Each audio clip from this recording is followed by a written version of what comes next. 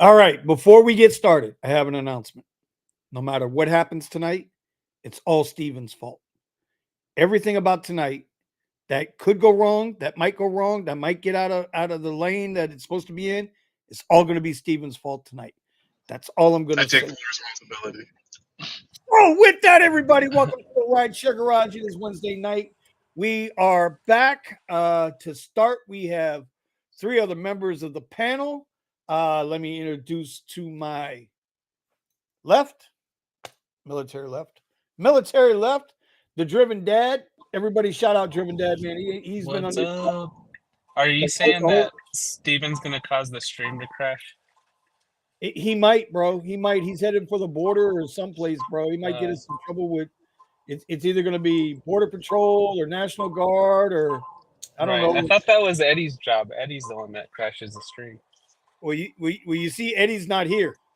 Yeah, as soon as he pops in, he'll crash, but it'll be He'll crash Steven's out. fault. All right, so we got the Driven Dad in the house. We got Tony. Below him, we have Omar, my man Omar. He is like God. How can I say this in the nicest of ways? Omar is like he's not my yin to my yang because he's got no ass. He needs more ass to be the yin to my yang. Whatever I say, he's going to go opposite for the most part. So it should be an interesting show with Mr. Omar today. Mr. Omar, how you doing down there, buddy? Surviving. I'm just gonna say justice for Musa. Okay, justice for Musa. Oh boy, okay, we'll get into that in a minute. I see he was first, second, and third. All right, and he's yelling at me to start the damn show, but I'm telling you, it's Steven's fault, bro. Y'all go in Discord and yell at Steven, not at me. And then we got Steven, who I believe is on a trip right now, but he's going to be able to pop in and pop out. And so, Steven, how you doing, buddy? You on a trip or what? I'm heading back home. Oh, okay, all right, okay. I'm doing very well. And Moose is already jumping on me with the Vinny's blaming Steven exactly what old people do. All I'm gonna say, just keep living, buddy. Just keep living. That's all I can say to you. Just keep living. You might get here one day, buddy. All right. So below Steven, we got accountant Tom. What's up? He's gonna be the garage's accountant. We're gonna let him do his thing with all the accountant. Hopefully, he can bring some education and some highlights to us all. What's up, Thomas? How you doing tonight? I'm all right, brother. I don't know if I sound funny because I'm actually on my MacBook that I'm actually gonna do my counting time videos on. There you go. Are you using the yeah. mic? No, the mic. UPS sent me an update. The mic won't be here till tomorrow. Damn it, UPS. You know what? Blame Steven. He's going to get this. Everything that goes on is going on Steven. Okay? Everything. I don't care what it is. It's going I on made Steven. some calls to get that delayed.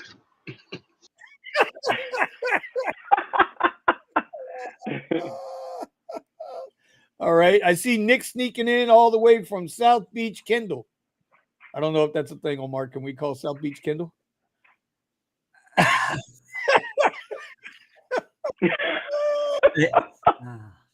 He's the most local, you know? All right. Right. How you doing, buddy? Can you hear us? I guess he's not ready for it yet. Hey, what's up, everybody? Everybody. Okay, here he is. Everybody's fashionably late today, huh? Yeah, it's okay. You guys Listen, are all. you guys get better and better. No. And it's like I'm waiting. I'm like, okay, I'm doing the show by myself, and then bam, everybody shows up, which I'm thankful. I don't know if I can do it. I don't know if I can carry a show by myself, man. I'm too direct and to the point. So anyway, and then I see Eddie down here. I don't know. I know where Eddie's just getting done with his OnlyFans. And Yep. his camera's probably overheated right now. So I mean, it looked like he was sitting down, so I guess he was in some position, maybe like on a pole or something. Who knows? Hey, I'm not hating. Hey, he at least Eddie didn't have to go get a W-2, right? He's got a backup plan. He's got a backup plan. They say support single moms, support single dads on OnlyFans, right? Yeah, he's just Eddie. There you go. Eddie, are you not considered a single father? What the fuck? Okay, I help him. I'm not doing it no more. I'm not. I am though. I will say I am. So You're a single dad. yes. Are you working the pole? No. Okay, Eddie's working the pole. That's the whole thing. Eddie's working the pole. Yeah. Anyway, he'll be along when he can get along. Okay. So I want to get into tonight's topic because, and it's gonna be right up your alley there, Thomas. Lately there's been a lot of everybody knows what happened last week, right? With Department of Labor, they're coming for us. Everybody's heard that the Department of Labor they're going to attempt to classify us as hourly workers. People keep saying employees. I think you got to read deeper into that. They're going to try to classify us as employees and hourly workers. Number of reasons why they're going to want to do that. Number one, they're going to try to unionize us. Okay, especially now that Uber is an S&P 500 company. They're going to try to unionize us. They're going to try to tax us. When you're an independent contractor, you're a little bit different. Taxes move a little bit different than when you're an employee for somebody. There's unemployment, there's Medicaid, there's all that you're supposed to be paying in as an independent contractor. But they know if you're an hourly employee, you ain't getting out of that. It's going to be paid. Yeah. And so, like, what happens in our group is we're always trying to figure out, since we don't have a per minute per mile anymore, right? We're trying to figure out what's the right hourly expectation. Now, follow me for a second, guys. Follow me. There's two ways to look at this. You can look at it as once you turn your app on until you turn your app off, online hours, right? We agree that's what an online hour is. From the time you turn the app on to the time you turn it off. That's an online hour. And then you have the active hour, which is when you got asses in seats and you're actually transporting people. That's what the companies call active hour. That's how they reference how much money we make. Right. All that being said, I'd like to hear everybody. We're going to go around the room. I want everybody's opinion on this. First, when you look at your hourly earnings, do you look at it as an online hour or do you look at it as an active hour?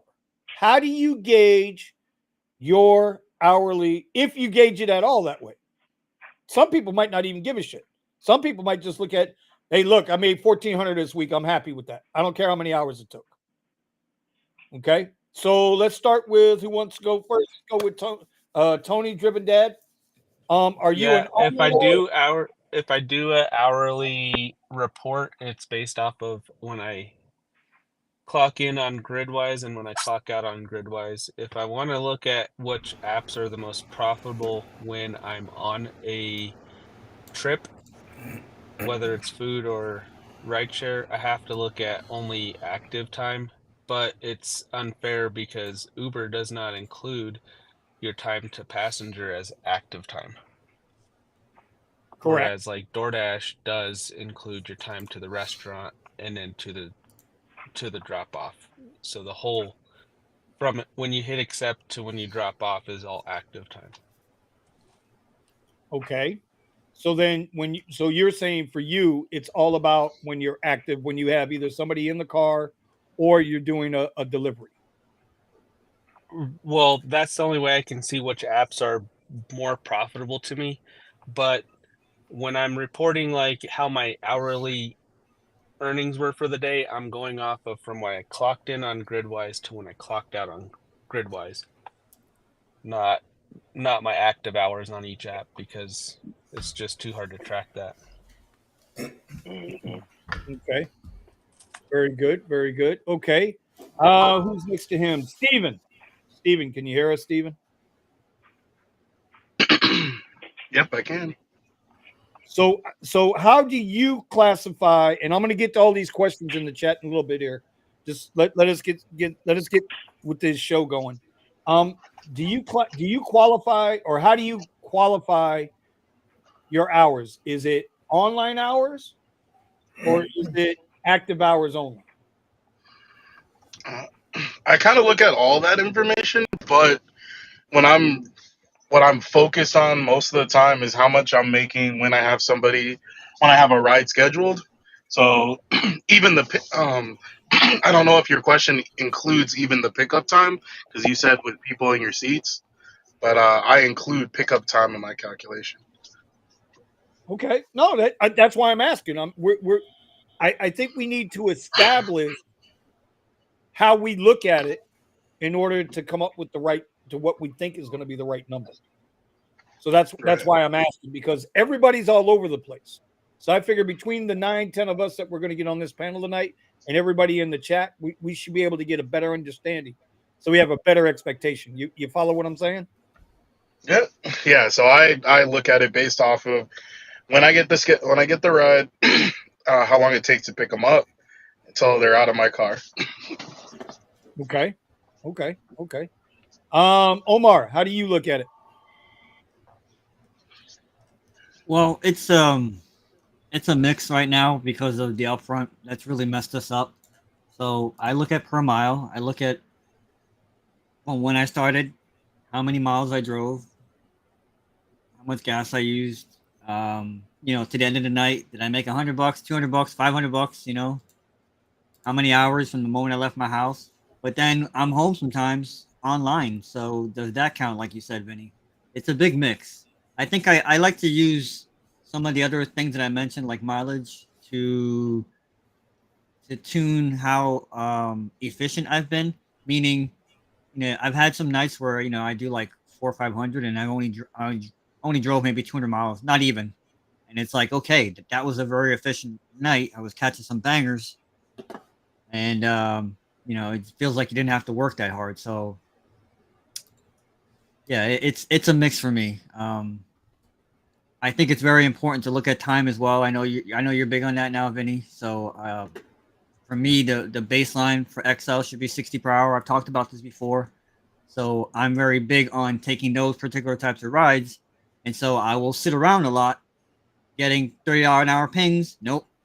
$45 an hour pings. Nope. $58 an hour pings. Nope. So yeah, I sit around a lot until I find the thing that's worth me and moving my vehicle, if that makes sense. Okay. All right, that's fair. So you're a little more mixed. You're bringing in the mileage and fuel economy and this, that, and the other all into the mix. And Yeah. that's fair. I mean, that's why we're asking. That's why Yeah. I kind of want to get a feel for everybody. I mean, online hours. Are you working, right? Yeah, but also online hours are for, like, some people leave their house and then they go work somewhere, right? Can you guys So hear me? Yes. Yeah. Hold Uh-oh. on. Go ahead, Omar. Finish up. Wait a yeah, minute, it's so my for mic.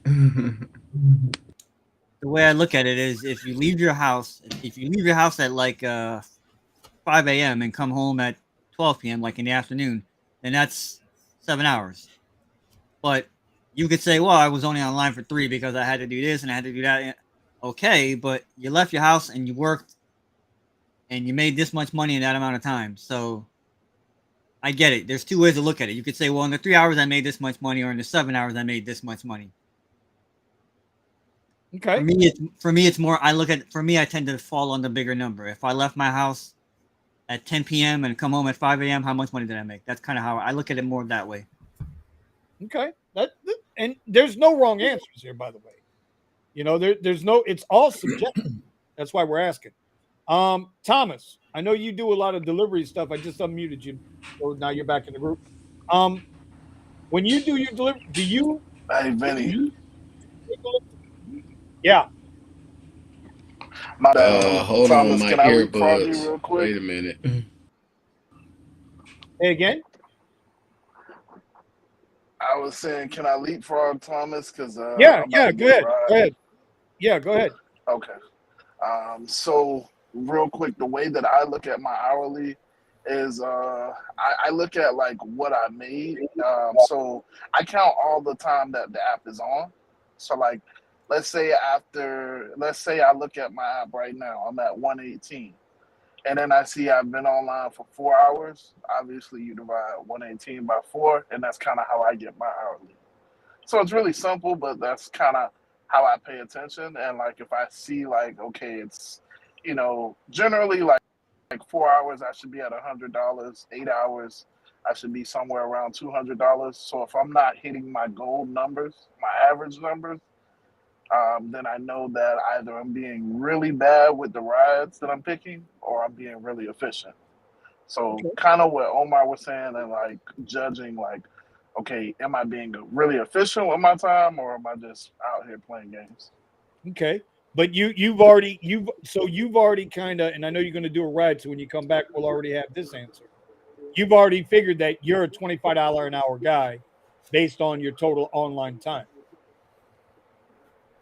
Yes, sir. Okay. That's just the average, but yeah, basically. Okay. No, that's what we need to get to. Eddie, Yes. you hear me, Eddie? Buddy, how do you look at it? Do you look at your per hour as being from the minute you turn the app on till you turn it off? That is correct. That's the or- way I do it. I usually use about a 5 to 6 hour period. So the moment I turn the app on, I'm clocked in. Okay, and it's a straight 5 to 6 hour period, and whatever much money I make, that's why I came up with the. It was a really simple rule. That's why, because with the test I was really busy, back and forth, and what I would do is $150 per 6 hour period. That means I was doing really good. So if I do my 150 in less than 6 hours, then I'm ahead of schedule. So that's how I usually do it. But the moment I turn it on, boom, 5 to 6 hours straight. Okay. Thomas.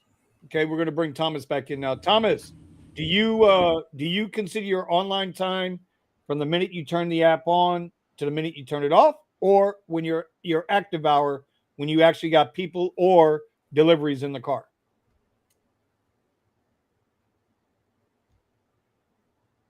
Nope, I think we lost Thomas. Going once, going twice, 3 times. Okay, you're out. I look at it active hour time. I look at it as active hour time for one simple reason. And that's because I have the ability to turn down a ride. So, and I also have the ability to turn on the app here at the house when I'm sitting in the house. If I'm sitting in my house, I don't consider myself working. And I know a lot of drivers, they'll have their apps on while they're sitting at home. So I don't know if it's hard for me to qualify that as an online hour when I'm determining what type of rides I'm going to take for how much. My per hour. Now, do I go back and look at my total online time hours? Of course. Of course I do that. But I look at it as the way the companies look at it, as an active hour situation when determining what rides I want to take. So that's going to bring us back around to the table now. Go ahead, Omar. I was gonna say, like, yeah, I guess like what Nick said, it's good to look at what you made and then your online time, and then say, do some math from there. So, and I add other things on top of that. So, like the thing I add on top of that, like I said before, was, well, what time did I leave the house today? You get what I'm saying? Even though I was probably on, maybe I wasn't even online at the house. Sometimes I go to an event, and then I go online. So I count that. Like the time that I sit in my truck, even if I don't have a ride or whatever it is, I count that as well. So like that time that you dedicated towards working. Sometimes, you leave your house to go get gas, right? And then let's say that took a half hour. Like I count that time as well, extra to whatever Uber or Lyft, has inside there. So I guess everybody has a different way of doing it, but like I think that you have to be honest with yourself. So I like what Eddie said, and I like what Nick said. Like as far as having like a scale, and that's kind of what I did on New Year's. I was like, man, it's 11 o'clock. I'm only at XYZ amount of money. That's why I almost stayed home. I went home and I almost stayed home because I was like, this is not going well at all. Like, how am I going to turn it around? And I did. But yeah, sometimes that's a good way of looking at it. It's like, man, look how long I've been out. Look how long I've been online. Mm-hmm. That's There's what. a couple That's different what. ways to look at it, and you can tell that it's just not a good day, or you're not being efficient. Like That's what determines if I go into another app or not, too. yeah, like if Delivery. you've done 2 rides in, like, let's say 4 or 5 hours, because that happens to us that drive bigger vehicles. We're sitting around a lot. Before Then we get- but you go to the airport, you go here, you go there. It's like, yo, I've driven around like freaking 150 miles. So before I don't want to get off track. So that's why I was asking, this is why I wanted to know, how does everybody determine their whatever their gross is for the day or the month or whatever it is, however they're doing it. Do you count online time or do you count active hour time? Because we know the apps come at active hour. So I think either way, to be honest with you, I wind up going 2 ways, right? I wind up digging out the active hour to determine what ride is worth me taking. And then I come back and I look at how many hours I put in for the week and did the money make sense? So, because at the same time, like I said, if I'm sitting at home, for me, if I'm sitting at home and I got the app on, I have I am going to be less likely to take that on the fence ride than I am if I'm out there on the street, sitting on the street waiting for the ride. Does that make sense? You're more apt to take that on the fence ride out on that street than you are sitting at home where you're comfortable. Where Omar's on the edge of the bed, very comfortable. Okay, I'm just saying. It's an inside. But then that would start a different debate, which I don't want to start, because I would make the argument that if you're on the fence about it at home, you should be on the fence about it in your car. That's how I look. Right. You know what I'm saying? I even mentioned that. I said that $58 an hour ping comes in, $58 an hour, and I'm sitting here going, nah, F that. And I'll be sitting in my truck going, nah, F that. You know what I'm saying? Like, you have to be consistent. Well, Well, again, me, not anybody else. Just that's how I- because you're special. You're special. You're special. $58 an hour ping, and you're special. That's all I'm going to say is you're special. Okay.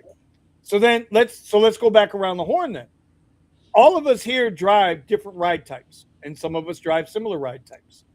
So, but Eddie, because things have been a little slower in his market than normal, Eddie's driving all the ride types. He's got to make he's got bills he's got to pay, right? Yeah. So and still, in that glitch that I still have, that for some reason, the moment I turn my regular X rides on Uber, I start getting XL rides. It's just. Well, then I leave the shit on. Anyway. Shit. So Tony, Eddie's riding the pole. Yeah. App. Yeah. All right. So Tony, and this will be the way I'd like to go around the room if you guys don't mind. State your ride types that you drive, and do you have a different per hour that you would? God, how can I say this the right way? I don't want to say expect, but the different per hour that you would like to earn. Yeah. Can you come back to me so I can get out of this hotel? Okay. Omar, we'll go with you because I know this is going to be a good one. Okay. So state what ride types. What ride types and what you're willing to accept per hour on those ride types.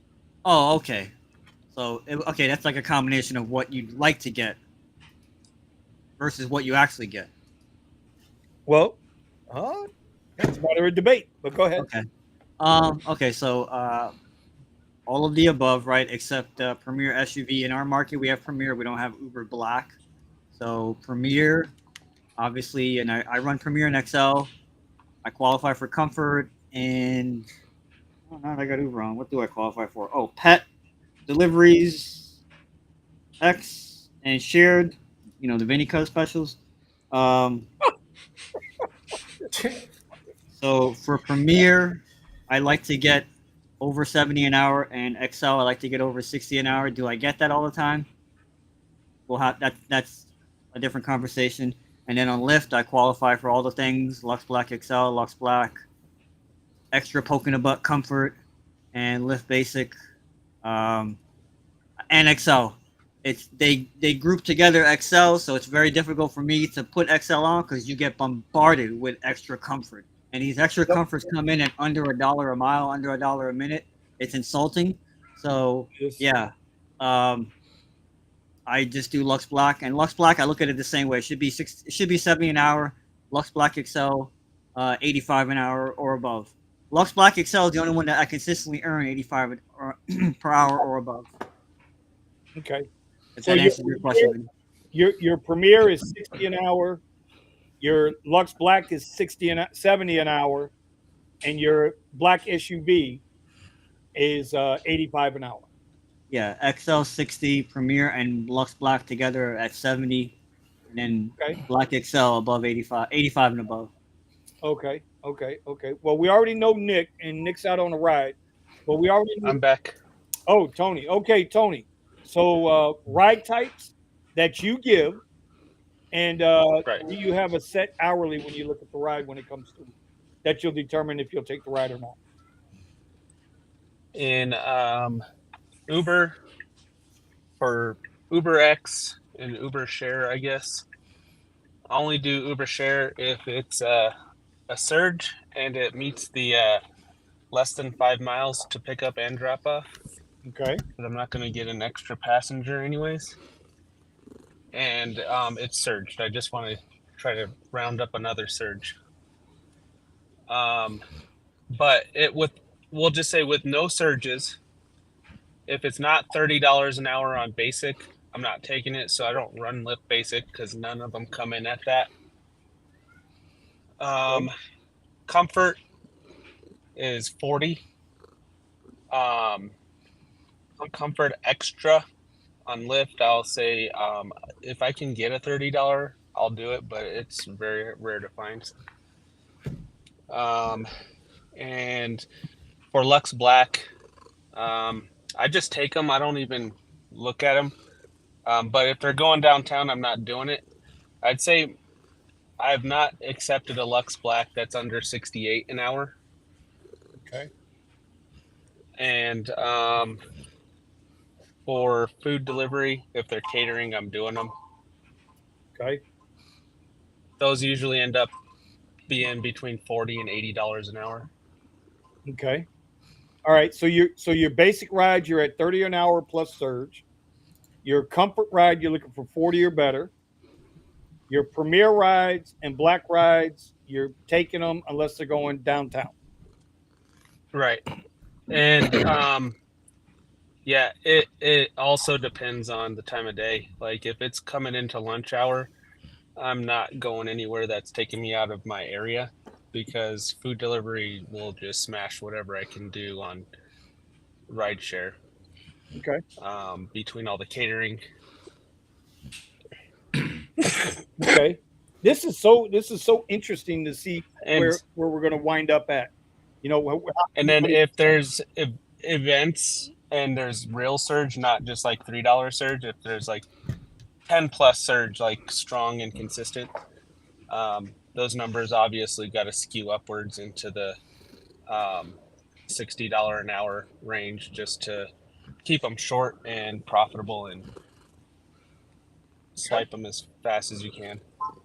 Okay. All right. Eddie. Yep. That's usually what I do. Now, all right. During traffic times, I don't take. I don't stoop down. You know, my level. I don't get down to like regular X and regular Lyft. I keep my tiers higher during traffic times. But when it's like really slow out there, I'll go ahead and I'll turn all my deliveries on, and I'll go ahead and I'll take X rides that are just they're nearby. Anything that's long distance, I won't take, especially when it's about to be rush hour, because then if I take that ride, I'm gonna head back. But usually about $1 a mile is what I stick with. Sometimes I may take something that's under $1 per mile, but given the location or where the gentleman of where the person I'm picking up the person, I know that there ain't nobody going out there. So the likelihood of a really good tip is very high, because he's like, "Oh my God, I couldn't get an Uber driver." It's like, "Yeah, I know you were stuck." So I come up with an excuse. Says, "Yeah, I took your ride because I know you were gonna be stuck. Nobody was gonna coming out here," and so I came out here, and usually ends up being a really good tip. So then for you, when you're determining rides, it's basically the time of day and the distance. You're not really concerned about an hourly. No, no. I stick by the rule of $1 per mile. It works pretty good. $1 per mile. Anything under that, because sometimes I'll get comforts and they'll be like under $1 per mile. I was like, dude, like, what the hell is this? I literally curse at the apps. Like, no, screw you. You crazy. Sure, we all do. Yeah. Everybody does. So when they throw me that stuff, I don't do it, because if you take it once, they're gonna keep giving it to you, like, back Of and course, forth. you train the algorithm. Of course, Yeah. of course. Okay, so you're not even time based. You're just basically per mile, time of day type of driver. Yeah, Okay. correct. I can't do an hour. I can't do it through the hourly, because, as you know, the market is just, they don't give me anything. So Okay. All right. Yeah, Numbers. Vinny, I just was thinking all those numbers that I mentioned are all pre-expense, like they're gross numbers, not net. Right. Gross numbers. No, and then- absolutely. We're talking gross numbers. We're talking And gross. I also use Maximo. I know other people use like Para, and I use driver utility helper to calculate everything, so it's all calculated at the moment the ping comes through, so I don't have to do the math myself. Whoa. Driver utility helper? Whoa. You don't know what that is, Eddie? Come on, man. Whoa. Hold on. Time out. We're going to get to that. We're going to get to, just hold the thoughts on that. Okay. Y'all jumping the gun, goddammit. Don't make me call Sergio and tell Sergio to get in here. I will. God damn it! Now I got Sergio in here. See what you guys did? How you guys got Sergio? Oh boy, we're all deactivated. Oh, Christ almighty. God damn it! All right, so Thomas, how you do a lot of delivery? When you're in a unique situation, when you are working for the apps, right? What kind of criteria do you use? Is it a per hourly? Is it a distance thing? How do you do it? Well, what I usually do is I try to do something, model somewhere close to what Eddie does, the $1 per mile. But remember, I sent you a spreadsheet and I tracked on the pings that I was getting from Uber and Lyft. Hold on. By the way, I haven't gotten that yet, but go ahead. Oh, my bad. You lost it. No, but seriously, I usually send it on X. He'll find it. Yeah, because I went on average of what's the amount per mileage, all the rides that I had received coming from Lyft and coming from Uber, and I did like 30 pings on each, and usually I set my pair to get $1.05 a mile on Uber and 97 cents a mile on Lyft. Okay. And so I try to do it that way. And then, like, where we have these certain instances, like we had the playoff game on Monday night and stuff like that. But I wasn't going to drive no angry Eagles fans home. No, they disrespectful as hell. Or hurt like a mofo, man. Yeah. Like Jets fans, you ain't got no chance with them. Yeah. And then we got the Lightning games and stuff like that. And I usually try to stay on the outskirts of the surge and try to get a ride where the surge is high, and then I'm only picking up someone and I'm only going 2 miles, okay. That kind of thing. All right. But I normally go on from the time I cut on the app and then from the time I turn it off. That's usually how I would measure my hours. Okay. All right. So your time and distance like Eddie. But then you also look at your overall online time as being your total time that you look for. Correct. Okay. Steven. Yeah. My brother from another mother, Black Vinny. How you doing, bro? I'm doing excellent. Thank you. Some time out. How do you go ahead? How are you determining your hourly, and what platforms are you driving, and what are your hourlies that you're looking for? So the platforms I'm driving are X, some shared rides, Comfort Electric, and what do we have? I guess that's the highest I have now. Select is no longer available. So for those, what I try to reach, or the rides that I usually tend to take are $30 an hour rate or higher. I don't do per mile because my market traffic is insane. You can have a 5-mile trip, it could take you 45 minutes. So it doesn't make any sense. So I try to make, for each one, I want an hourly rate of $30 an hour rate or higher for an X ride. I try to do the same thing as Driven Dad when it comes to shared rides. Get them as close as possible, something that's really short. Because I mean, for the most part, I don't want to pick up another passenger. When it comes to comfort rides, I see them exactly the same as standard X rides. In fact, I view them as worse rides to take because there's more requirements on you to take comfort rides.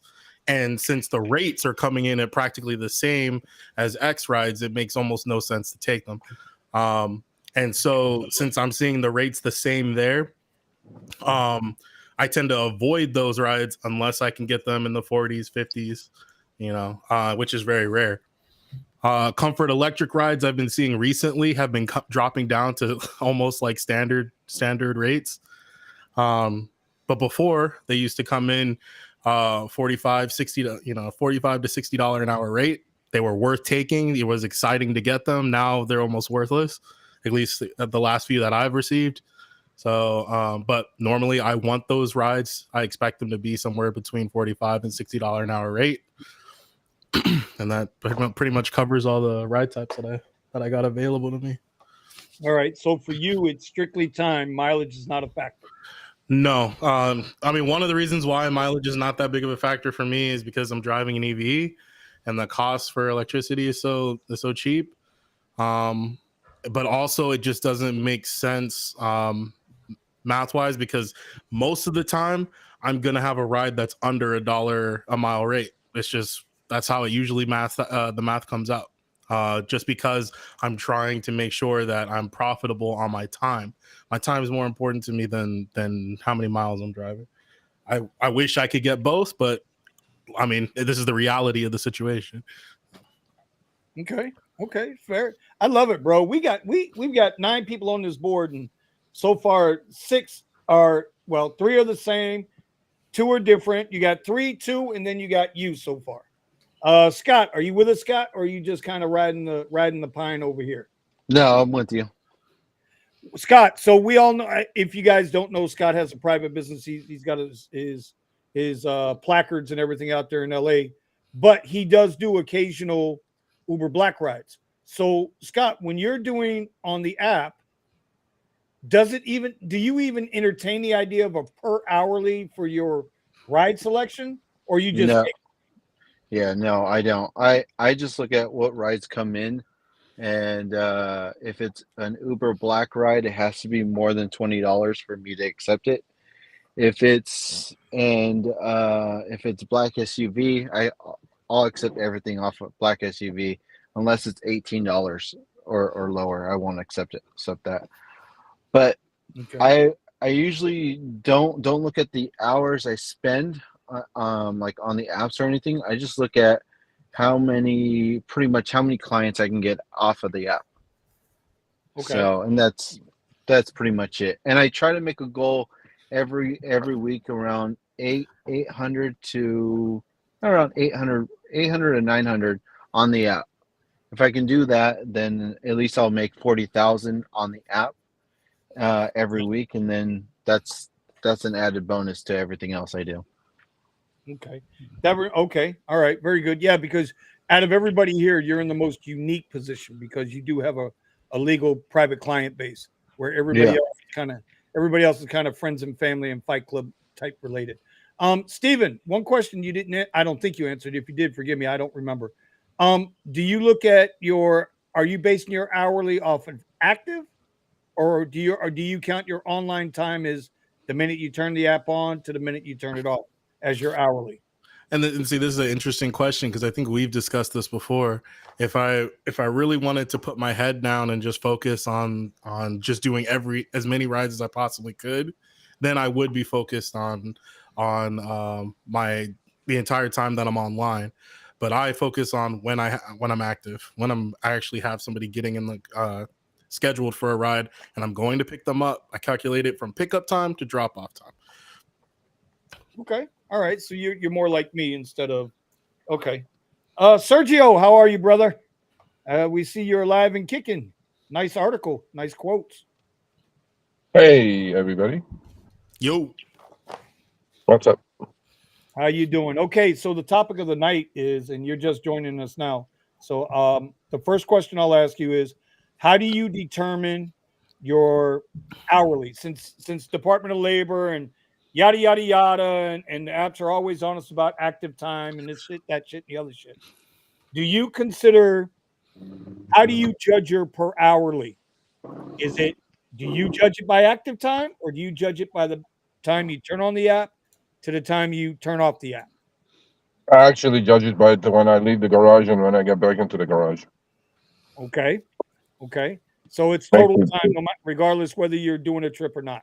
Yeah, because I have a chance to grab a trip a mile from the house. I can get paid to where I'm going, and on the way back, the same thing.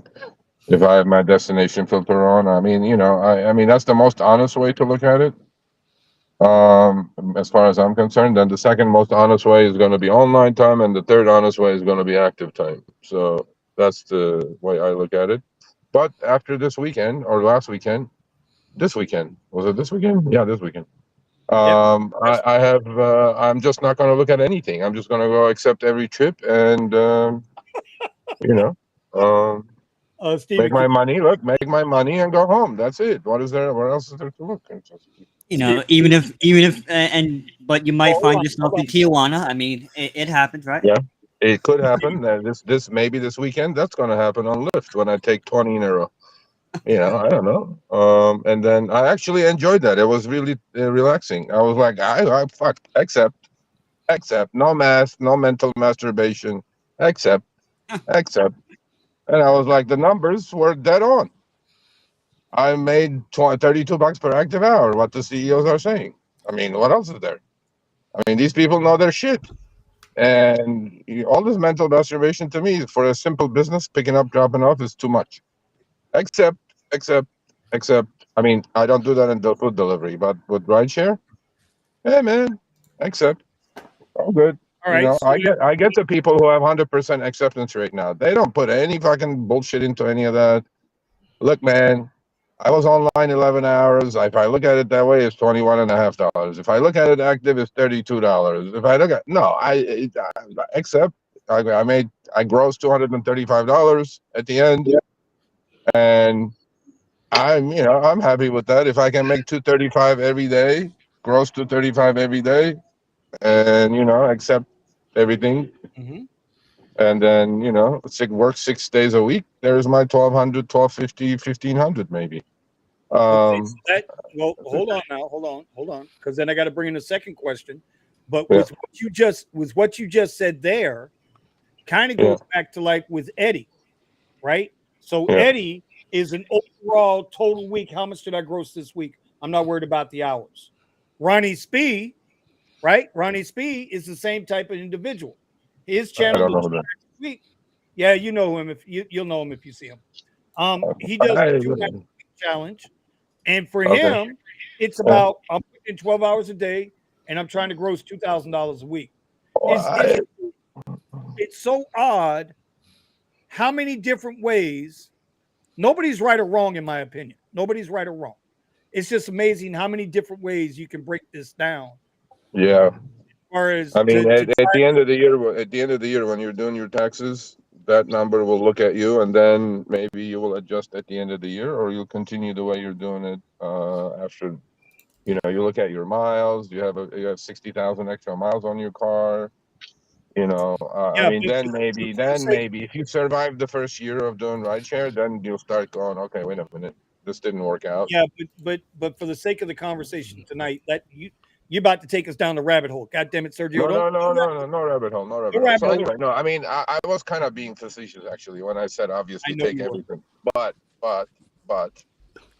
I do clearly understand now when I interview people, they go, I have 100% AR, 0 CR. We go, okay. And they get pounded when I put them on the channel. Oh, you fucking blah, blah, blah, blah, blah. I'm like, why? It was fine. I mean, I was like, no problem. At the end, it becomes really relaxing that I don't really want to think about this. I just want to make my couple hundred, go home. And you will make couple hundred. You will make couple hundred. I mean, depending Well, on your market, obviously. So then, Sergio, let me ask you this question. Prior to your epiphany of taking 20 straight rides over 2 days this past weekend, okay, Yeah. and making your $32 an hour. I mean, the only reason, by the way, there's a caveat to that. The only reason I did not finish in one day, I could have finished because I started at 11. It was 8 p.m. 17th trip took me literally 8 miles from my house. And I'm going like, okay, I need to quit while I'm ahead because who knows? That's the only thing. I could have easily finished, the 20 in one day. Although it was surprising how slow it was for the 20. Usually I can pump out 30 in 10 hours. But no, it's very slow. So what were you saying? So when you before you did your 20 straight rides, Yeah. what was your per hour that you were trying to gain or trying to use as a benchmark to decide which rides you were going to take and you weren't going to take? Before the 20, okay, if you asked me 3 years ago, why will you not turn your app on for? It would be $30 per online hour. Now that's absolutely not possible. Even if I were to go out and cherry pick, at base rates, that is not a possibility with no incentives, obviously. So now I probably, if I were to go out, do my best and play my position game correctly, because there is no surge. If there's no surge, there's nothing you can do. I don't think on base rates, if I played the position game only correctly, because that's all I have. I'm doing deliveries, by the way. No, I'm not taking that. 25 per. Okay. I So can't. for That's me, what the market is at. for me, I try to get 30 to 40 hours on comfort rides. Just so everybody knows, when I'm in the Tesla, I'm running Uber Comfort. That's my bread and butter.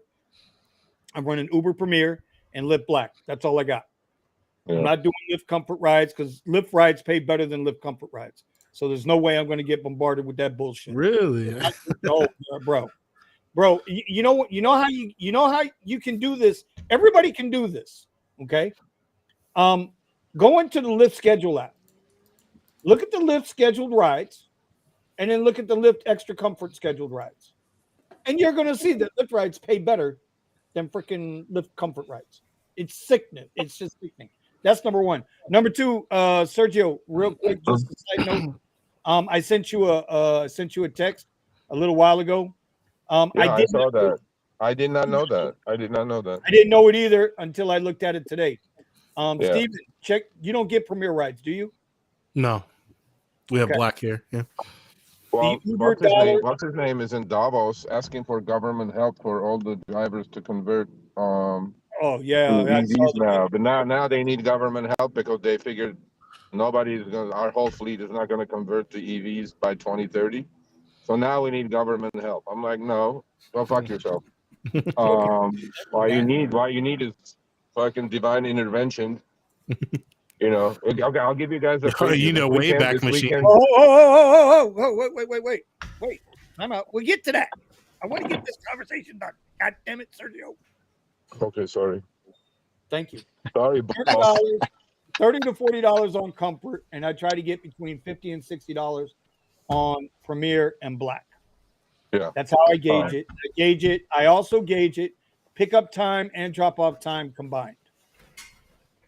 But one thing I think you guys were asking about what's active and all that stuff.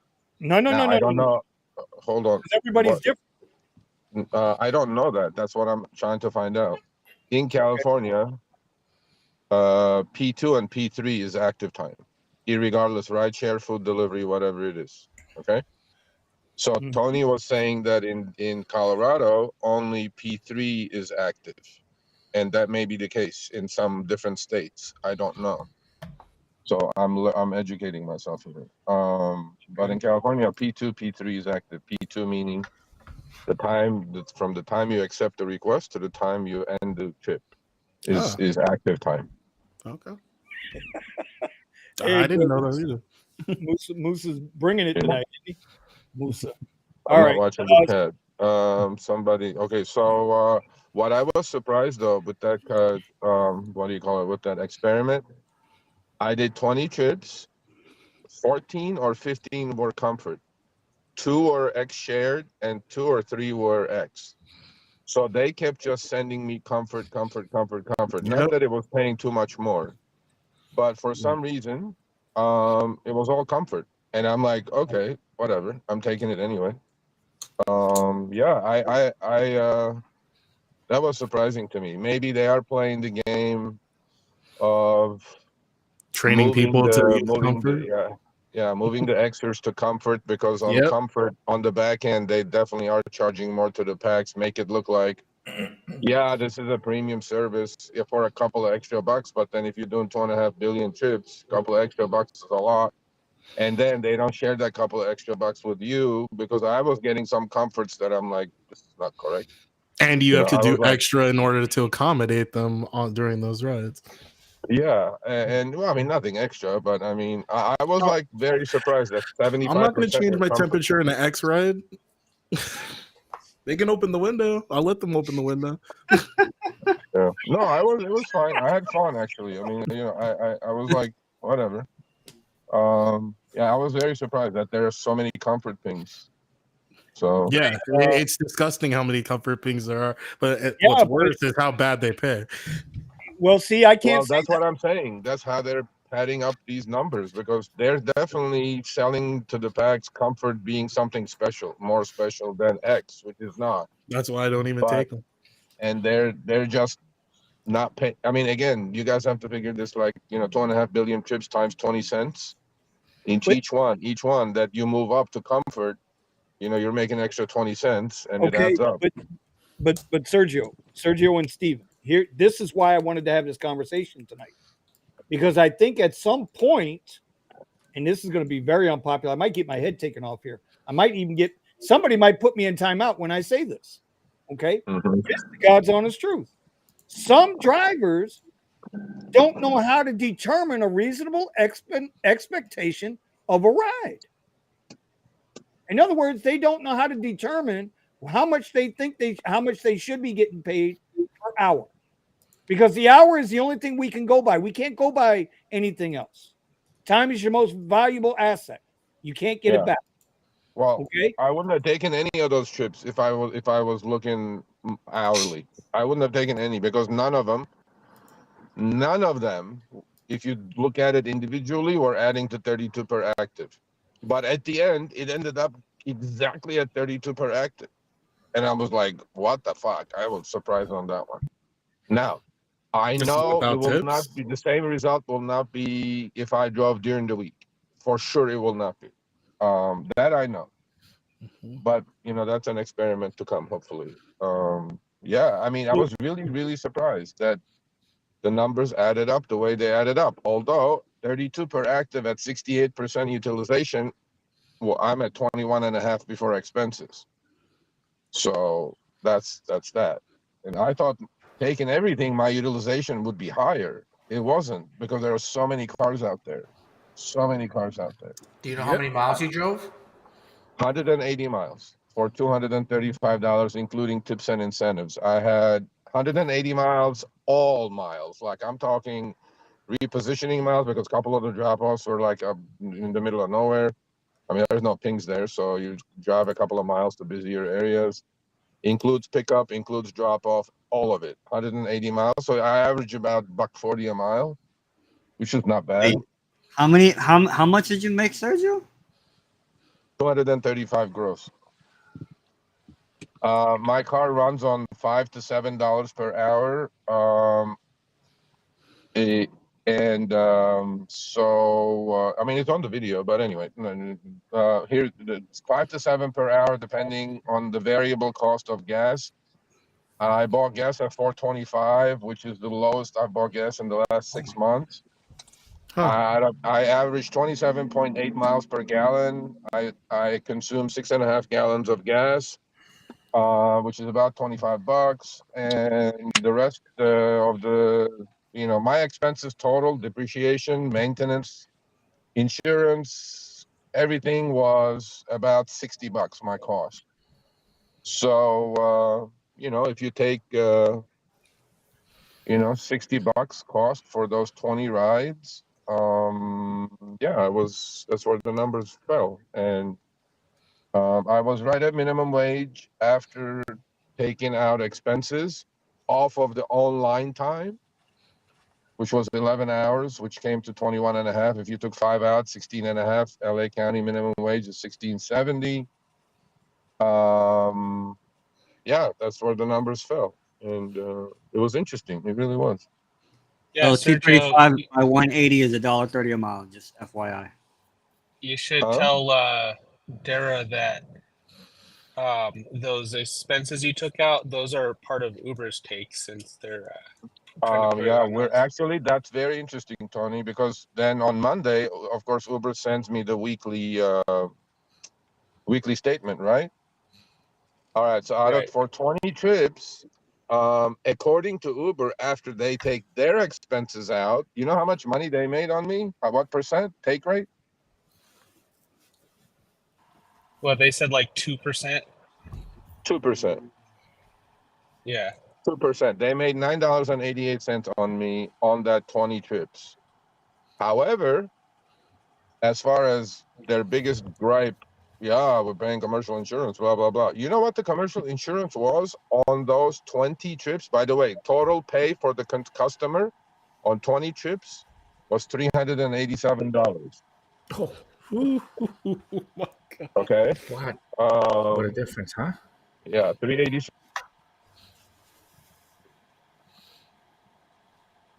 Oh, Yeah, we need the Uno reverse card them. And then the other thing is the commercial insurance line item on my weekly statement, $122 for those 20 trips. So Uber is taking that 122 as the booking fee and saying I only made $9, which is 2% on your search. And I go, fuck you, Uber. If you're paying on 20 trips $122 for 180 miles that I total drove, and if you look at my active miles, by the way, they were 100 and less than 150 miles. So as Uber, you're paying almost 80 cents a mile in commercial insurance. There is something wrong with that picture. And the last thing that's wrong with all of this is this. Uber is now insuring their commercial insurance. They have pulled it in-house, close to 70% of it. Okay? Lyft gone the other way. Lyft is definitely gone all third party, which they signed the contract until next October and they set their cost up. But Uber is going in-house. They're taking the risk on, as opposed to going to Geico or whatever other companies that they go out to. Out of that $122 that they said is the commercial insurance part, how many trips were done on in-house commercial insurance? And obviously, I did not get in a crash, and they kept all that. So if you look at all this, either Uber's take rate was 2% or it was 37% because of that 122. Okay. So is that enough numbers for you guys? just enough. Yeah. Okay. So yeah, that's where it fell, and interesting. Yeah, all the while insurance of our own. Yeah. So All the while, Well, at exactly, least Tony. All the me while, and our costs are very flat over the last 4 years. Yeah, they're just super flat. right. Well, so and like how they Scott and I, keep we their do have. profits up is that they Well, Scott and I already go have ahead. commercial insurance, and they're double dipping on us. Yeah, definitely. So yeah, those are interesting observations. Obviously, I'm gonna do 20 on Lyft. Same day, same hours. 20 in a row on Lyft. Let's see where those end up. But 32 was, fascinating. I mean, these fucking people know their numbers, bro. I mean, they're not gonna fuck around with these people. 32 active So, on the nose. In fact, so I sent it it to just looks like to my they're charging contact these. at Uber, and she goes, "Huh? I told you." I'm like, "Yeah, I guess." I'm not apologizing. I go, just one day, one bubble, one fucking 20 trip stretch, but there are people who are definitely grossing a lot more than 32 per active, and there are people who are grossing a lot less than 32 per active. But on average, that's where it's at. You know, so to take us full circle back, Vinny, right? I think actually I never really looked at it this way, but I think Sergio's right when he says the most honest way is from when you leave your house to when you come home. Because I was just right now thinking about what happens when you deadhead somewhere. You get a ride, and then you go, "Oh, I don't want to stay here," or whatever reason, whatever persuades you. Maybe you're in a really bad neighborhood to leave. So maybe you're online, maybe you're not online. You get what I'm saying? Like, but you're not working. You're just deadheading somewhere. How does that come into the equation as far as per hour? I don't think, honestly, like looking at this hour and figuring all this stuff out is mental Yeah. masturbation. I don't think any of this is necessary. This is a simple business. I do understand, obviously, that everybody wants to figure out their costs, this and that, which is the right thing to do as a business. Okay. But I do also now have total respect for people who go out there, okay, take all of it. None of this, oh, you're a fucking ant, blah, blah, blah, blah, blah, whatever. And they take it. Look, they're happy grossing 250 a day, going home. That was their target, whatever their target was.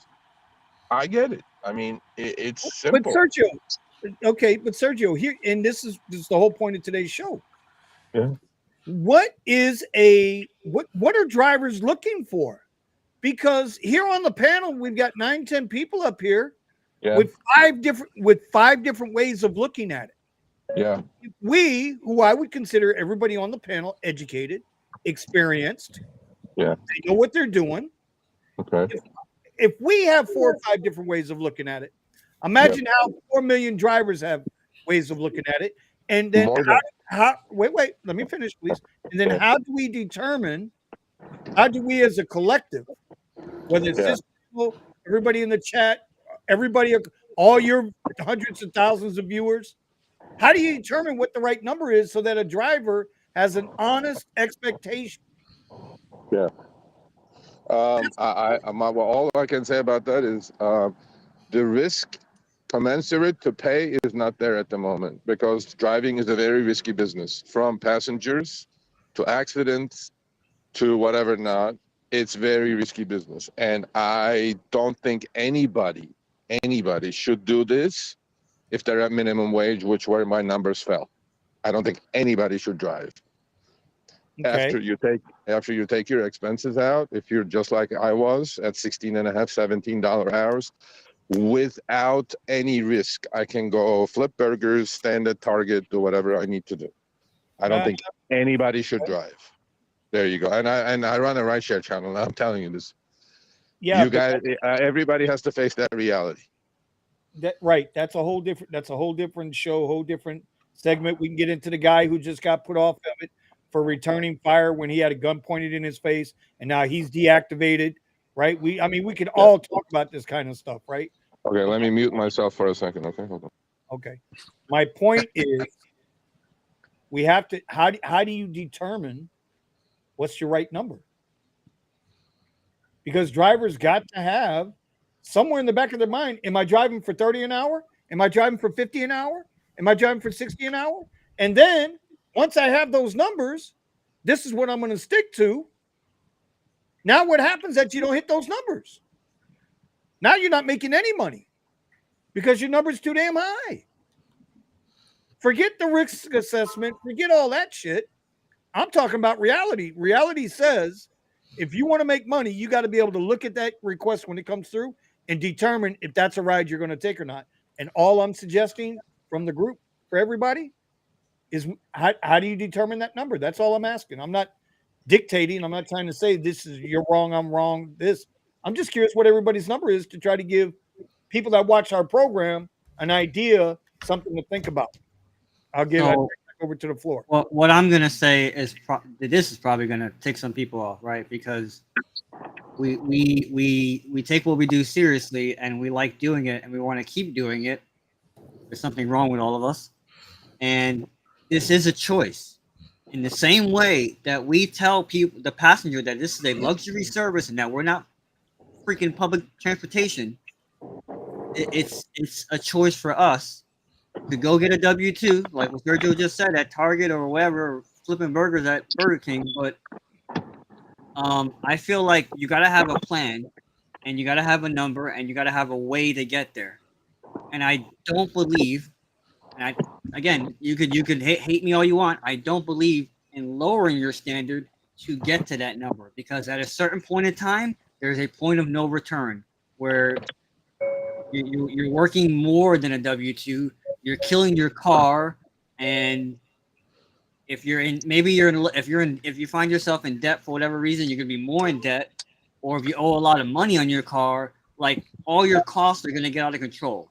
So there's a line. Where that line is, obviously, this is where the conversation begins, and what we're talking about. But I don't believe that there has to be a point where you say, I can't go below this. If I do, then you're working for free. That's where the pivot comes in. Yeah, the stripper pole, right, Eddie? That's right. That's right. That's right. You guys keep doing the OnlyFans thing, and I keep making money off of you. So this is why I was trying to. This is why I wanted today's show to try to come across some. And you know what? I think SB has got it right. I actually think SB has got it right. Maybe it's not. Maybe I'm asking it the wrong way, the wrong question. Maybe it's not what's our what our hourly should be when we look at a ride to determine depending on ride type.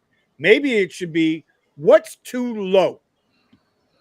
In other words, at what point is your hourly too low to keep yourself profitable on the different platforms? Maybe that's a better way to ask the question.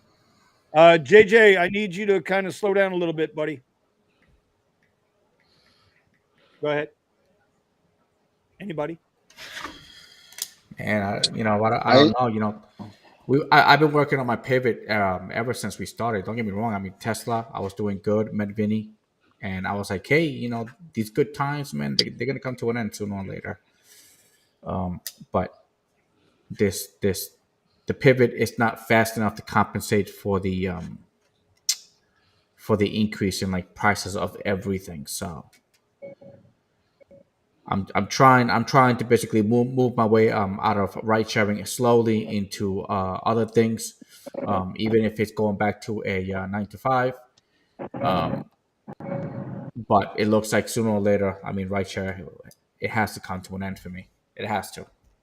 Either if I don't find something, it's gonna eat me alive.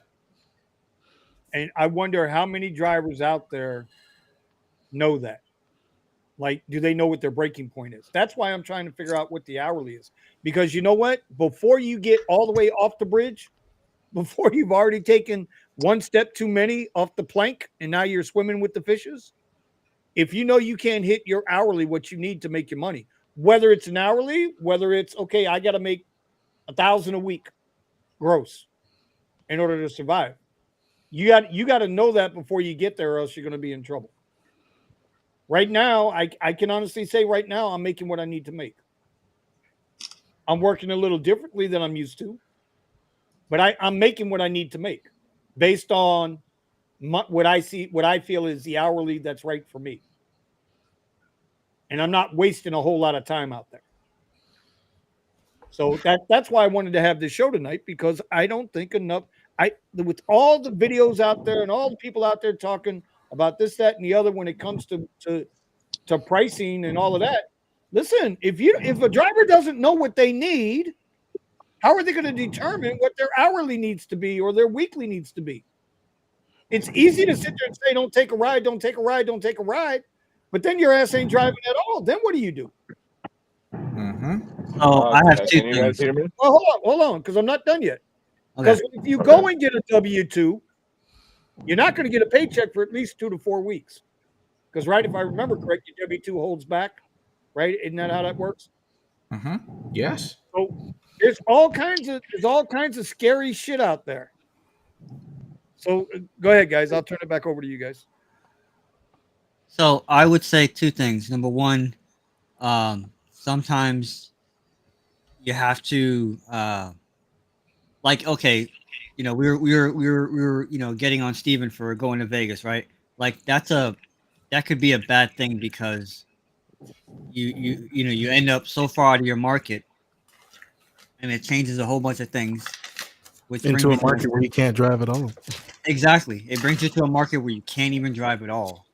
That's number one. And number two, my second point is when I say what's the bottom line, there's also the human element to it as well. When you say to yourself, like what you were saying, Vinny, and I'm not debating you, Vinny.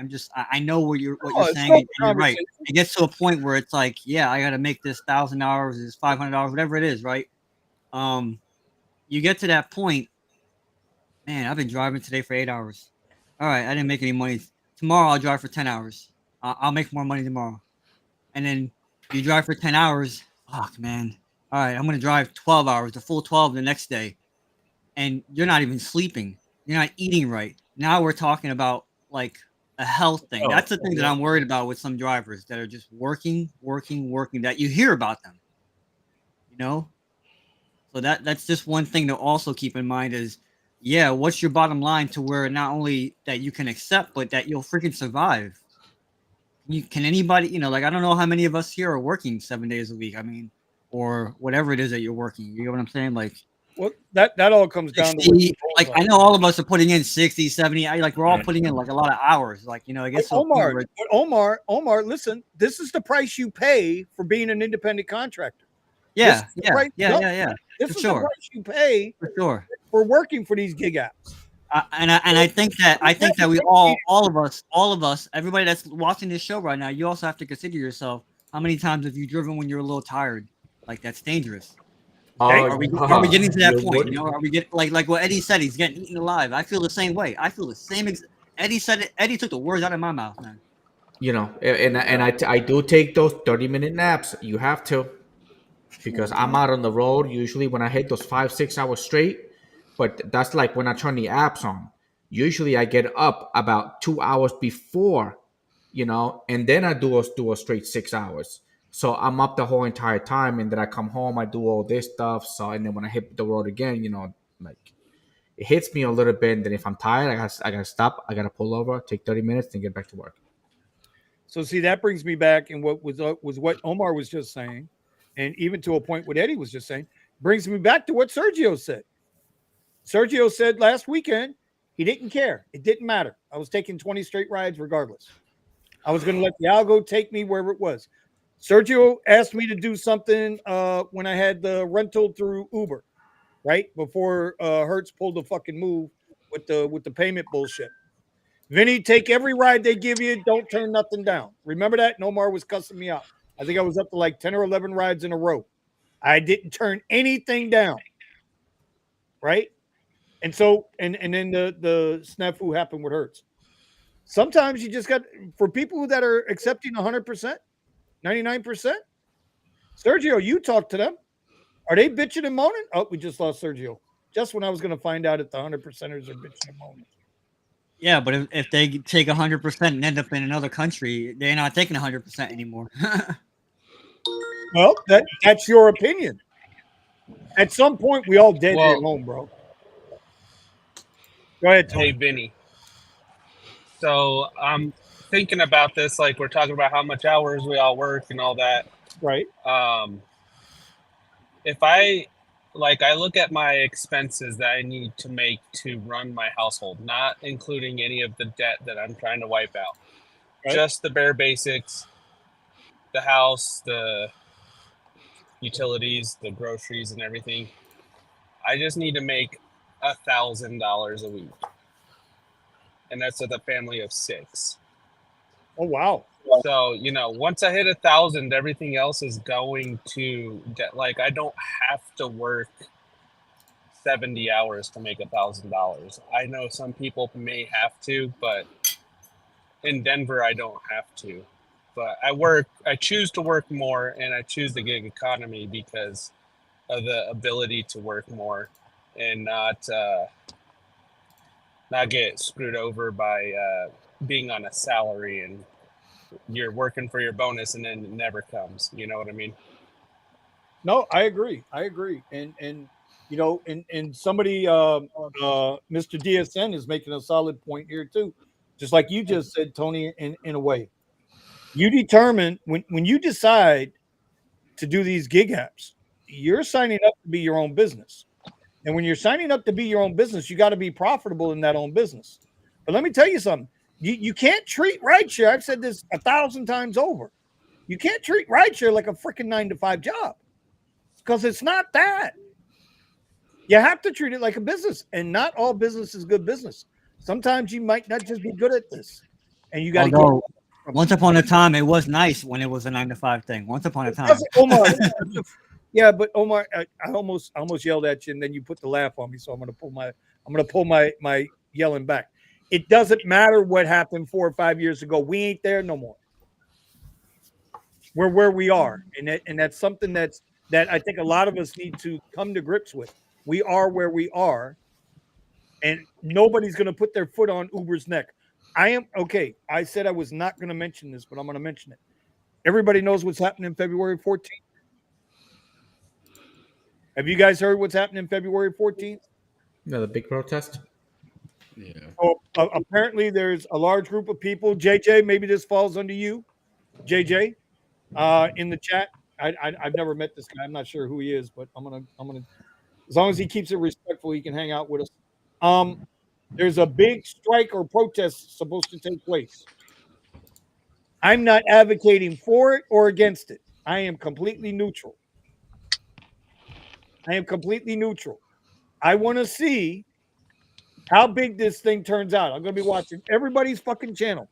I might sit here all day watching everybody's channel. I want to see how big this thing is going to be. And if I don't see $30 surge on my app, all of you guys who took the day off fucked yourselves. Because all of the guys who didn't take off took those goddamn rides. And that's my point about this being what you signed up for this. This is what you asked for. You have no politics. I was on a podcast with Rideshare Rodeo the other day.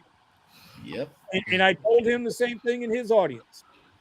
Politicians don't give a shit about you. You got to get your money in these apps and then pivot into something else. That's it. Put your nose to the grind, get your fucking money, and get out. That's it. So, Vinny, by the way, I have no idea what you're talking about for February 14th, and I think that's a failure right now. Whoever these people are that are planning this thing, if you have drivers that haven't even heard of it, you're failing. That's number one. Number two, February 14th is a Wednesday. Of all the days to pick. No, it's a good point. Well, they always try to pick a holiday. If you've ever noticed all of these strikes or protests or whatever, they're always on a holiday. Like, listen, bro, ain't nobody striking on Valentine's Day anyway. Yeah. Everybody's broke to take their wives out or they're divorced. It's one or the other. You know, what are they going to take, their side piece? Uber drivers are meeting their side piece at the airport queues. That's why the queues are always so full. It's romantic. All I'll say is that if we ever actually on like a united front actually got together like across the country, I'd be all for it. But I mean, whatever. There is this one Facebook group that I used to follow back in the day, or over in Austin, and there used to be a lot of drivers in there from Austin, and every time they started complaining and they're saying, "Forget this, I'm not working," I used to stay out, because the moment they stopped working, like a whole bunch of them stopped working all at the same time, because they're all giving themselves, they're all running the same Facebook group. So I used to stay out, and then once a little bit of time went by, then all of a sudden, boom, just started surging. I started picking up on these guys' downfall. Yeah, y'all better realize y'all got 7 million new drivers that just came into the country. Yeah, I was gonna say whether how many people legal are or going to be illegal, starting they're going to just be starting their first day on was there feedback? Their first day on Valentine's Day. So the only hope, really, truly, yeah, somebody's got an echo. I don't know who's got the echo. Hold on. Uh-oh, is that me? Yep, that was Nick. Got it.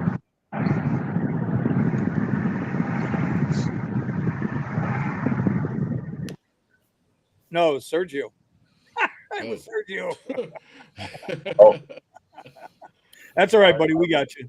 Nah, you're fine. Sergio's over there driving food. Yeah, right. I, He's making that. I He's just making that finished. I shut up. just finished. Can you guys hear me? Yeah, Yes, go. Denny's. Oh, okay. Because I just finished the delivery, so. McDonald's. No. I hope they I tip you was good. Thai restaurant, 2 miles for $8. I Ooh, they just got did 8 you. miles for $31. Now what? I said I just did 8 miles for $31. Yeah, I don't get those where I'm at. I mean, I get them here and there, but it's very slow. Everything is slow. I mean, it's like Wednesdays. I usually go out, do some deliveries, check the pulse of what's happening, and yeah, there are no pings out there, man. I mean, Yep. I mean, it was Very surprising. few I things. honestly, like 20 in a row. I thought I would finish literally in like 7 hours because there's pings in LA. I mean, they're not short of pings, but it goes to show how oversaturated the market is. That there was just no pings. I mean, there was like it was an hour and a half period. I mean, obviously that trip I wouldn't have taken. It sent me back to where I wouldn't have taken if I was not taking 20 in a row.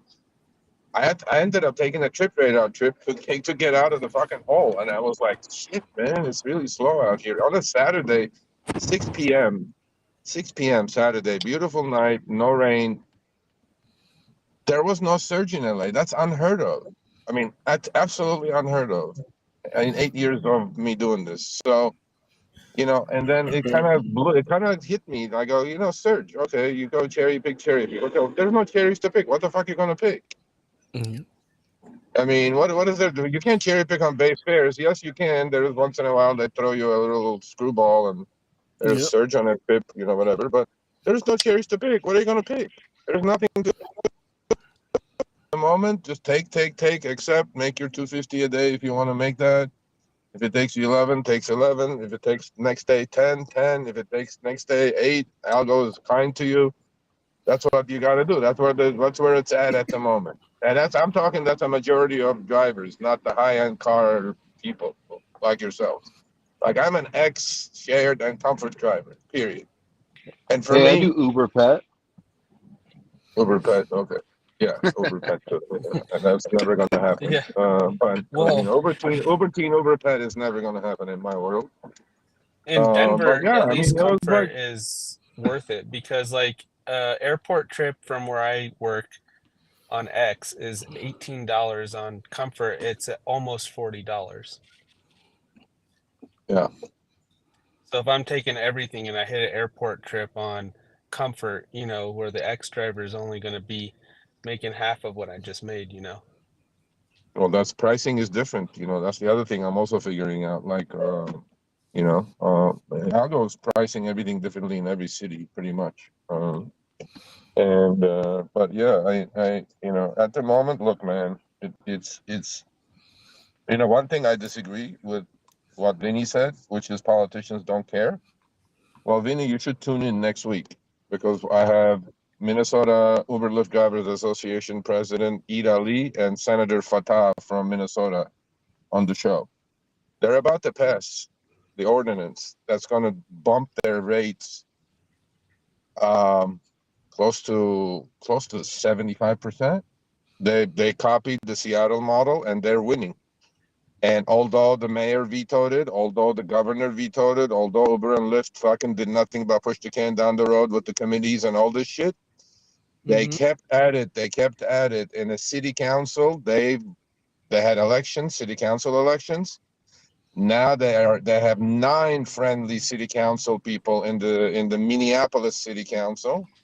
Even if the mayor vetoes it, they have override rights now. And they are going to pass it unless the Uber and Lyft leaves. The vote is on the 31st, and they're going to come talk to us about how they did it. And it is doable. what we need to do, we need to make these fucking look, man. City council votes, sway on 2,000-3,000 votes. That you don't need millions of votes. It's just 500 votes will make a difference. And if in a city council constituency there is like a lot of rideshare drivers, and you tell the city councilor, you better be fucking friendly to my cause. I'm not going to fucking vote you out of fucking office. You better fucking believe they're going to listen to you. And they're about to get it. They're about to get their fucking rates. $1.40 a mile and 35 cents a minute. Yeah, a little bit less than Seattle, but they copied exactly the Seattle playbook. So it is possible, but it's just, I mean, I don't want it to get there, but at this point, that's the only fight the drivers have, because the companies are doing exactly what they're supposed to do. They're kicking the drivers when the drivers are down. I will. I trust what you say is true, Sergio. I always do. I believe it when I see it. Well, wait until the 31st. Of course. It'll be in the news. The city council vote is on the 31st, and the mayor can veto all he wants. Nothing is going to happen. And let's see if Uber and Lyft are going to leave Minneapolis. No, they're not. Oh no, hell no, they're not going to leave in Minneapolis. But the question is can the governor come in and override them, or this is just can't override it? Can't do it. It's the city council. It's a city ordinance. Okay. Can't do anything about it. It's just for the city of Minneapolis, not the state. Just the city. Okay. And just like it happened in Seattle, it started in the city. A year and a half later, it moved to the state. City by city, state by state. This is doable. Now, is it doable on Austin? No, because it's a fucking red state. It's probably going to be doable mostly in blue states, where liberals are in charge. But there are people who are, Well, Austin is bluer than most places. I was going to say I didn't want to say anything when Sergio said that, but Yeah, but I mean, look, it's in general, Texas is tough to pass these things. But if your city is one of those cities that it's kind of left leaning or liberalish and progressive, I mean, start pounding the legislature's office, man. Write them letters, call them. And because nobody wants to do the dirty work. All the drivers want, everybody I talk to, higher rates. I'm not going to fucking do it for you. You got to do some of the fucking legwork. Go to the airports, pass flyers, talk to drivers. Don't talk to them about, by the way, you should cherry pick. Well, what am I supposed to cherry pick if there's no fucking cherries to pick? It just doesn't work. Well, like I said, I'm gonna stand on what I've always said. Until the politicians are willing to act, ain't nobody moving. So it's taken 3-4 years to get Minneapolis on board, right? The last time they told you guys Minneapolis was going to go, and everybody was happy and ready to go, and what happened at the last second? The governor said nope. Right? So I'm hoping it goes. I'm not doubting that it's not going to go this time. I don't know. You say it's gonna go. I'm just saying that's where we are at now, right? The companies are doing what they're supposed to do. They have a lot of supply. They don't give a fuck. They're gonna keep lowering. And the companies gonna keep doing it. 100%. They're gonna keep doing it. They're Musa says that Vinny, are drivers really pushing lawmakers. I think you guys underestimate drivers. I really do. Because I think, yeah, I do. I think you guys don't realize that drivers talk more than most people think. And that drivers I'm always having conversations with people. Always. And they all say the same thing. And they can talk to their blue in the face to these politicians. They don't get FaceTime, bro. Drivers don't have many people fighting for them.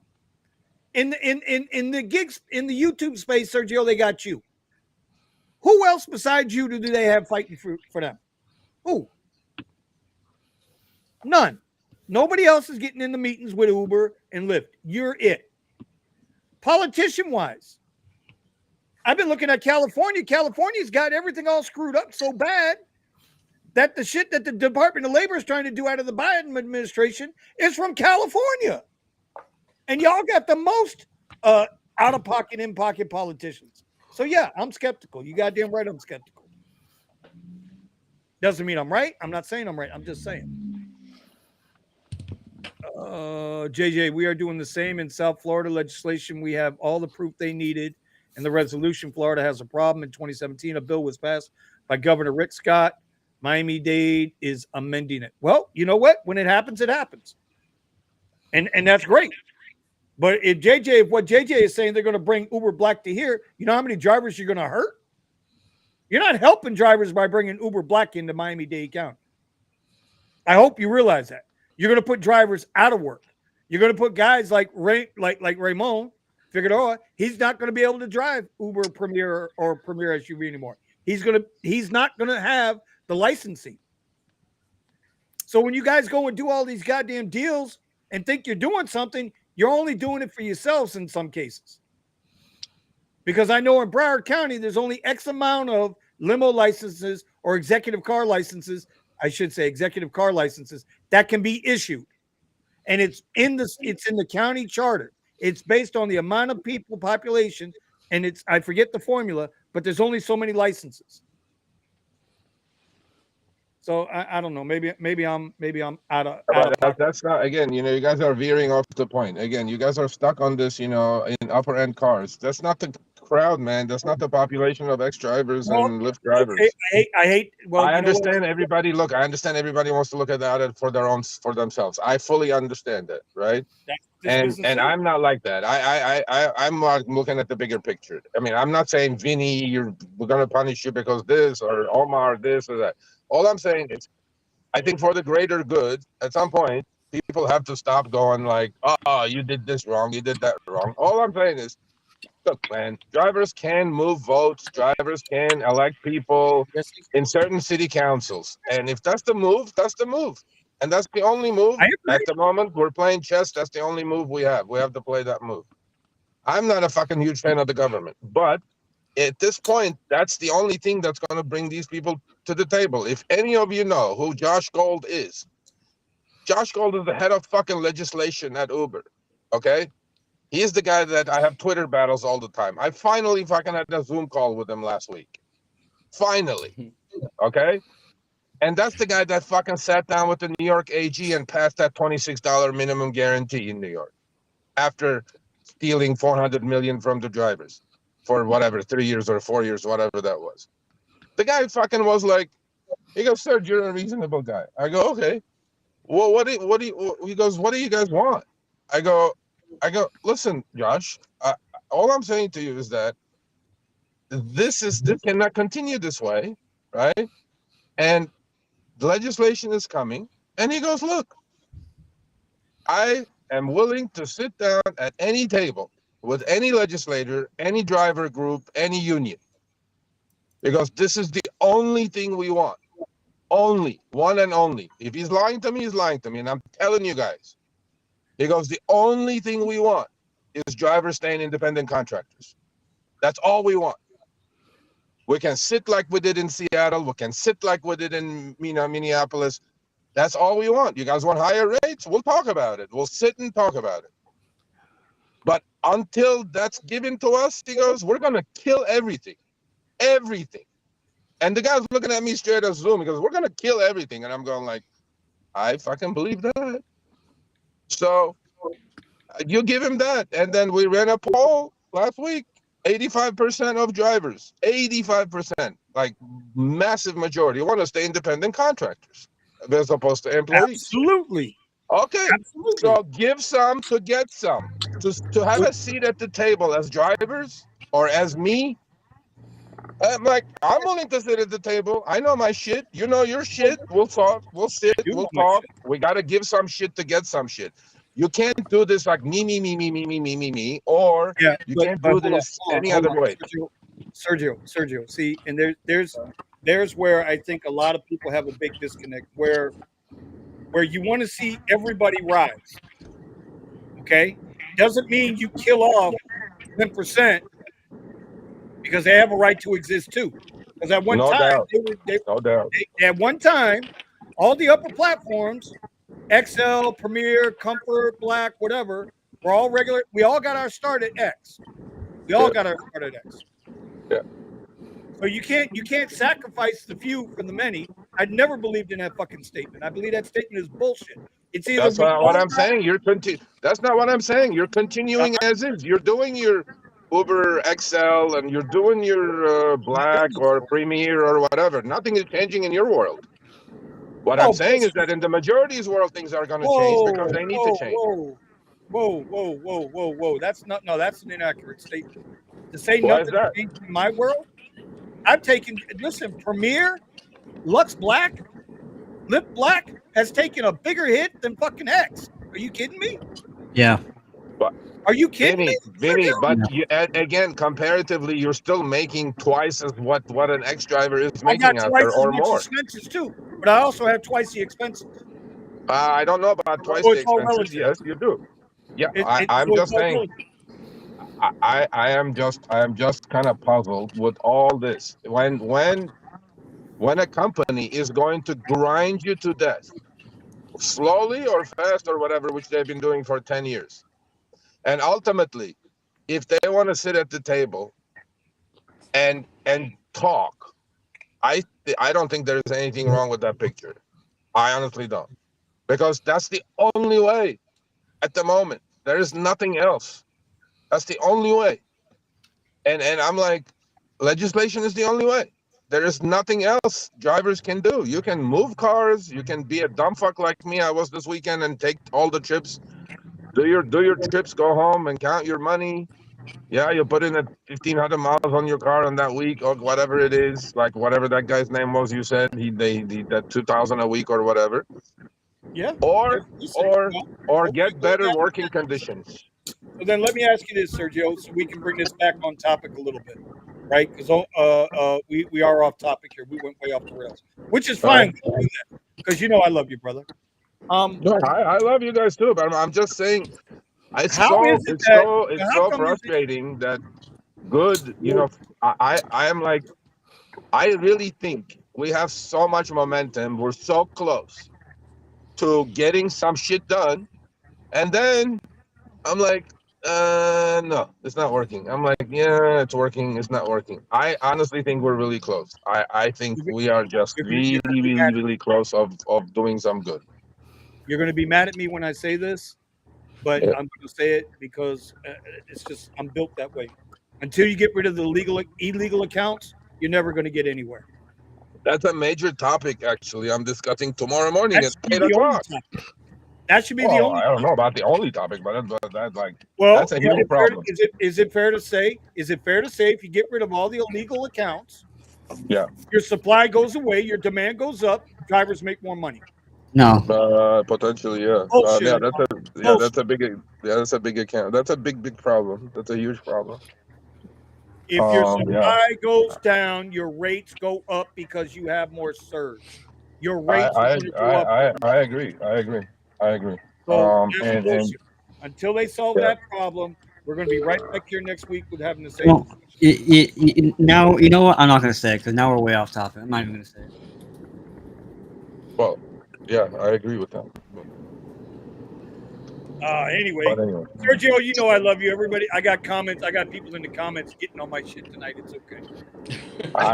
Yeah, you should never watch the comments. Oh no, because I love everybody, bro. I think everybody's got. No, not to disrespect, not to disrespect or not pay attention to it, but what you do is you lose your focus. I mean, I'm going like, look, there are people who are happy with what they're doing. There are people who are not happy. People who watch all these channels are all veterans anyway. They're all grizzly veterans. You don't see one newbie coming in here and doing anything.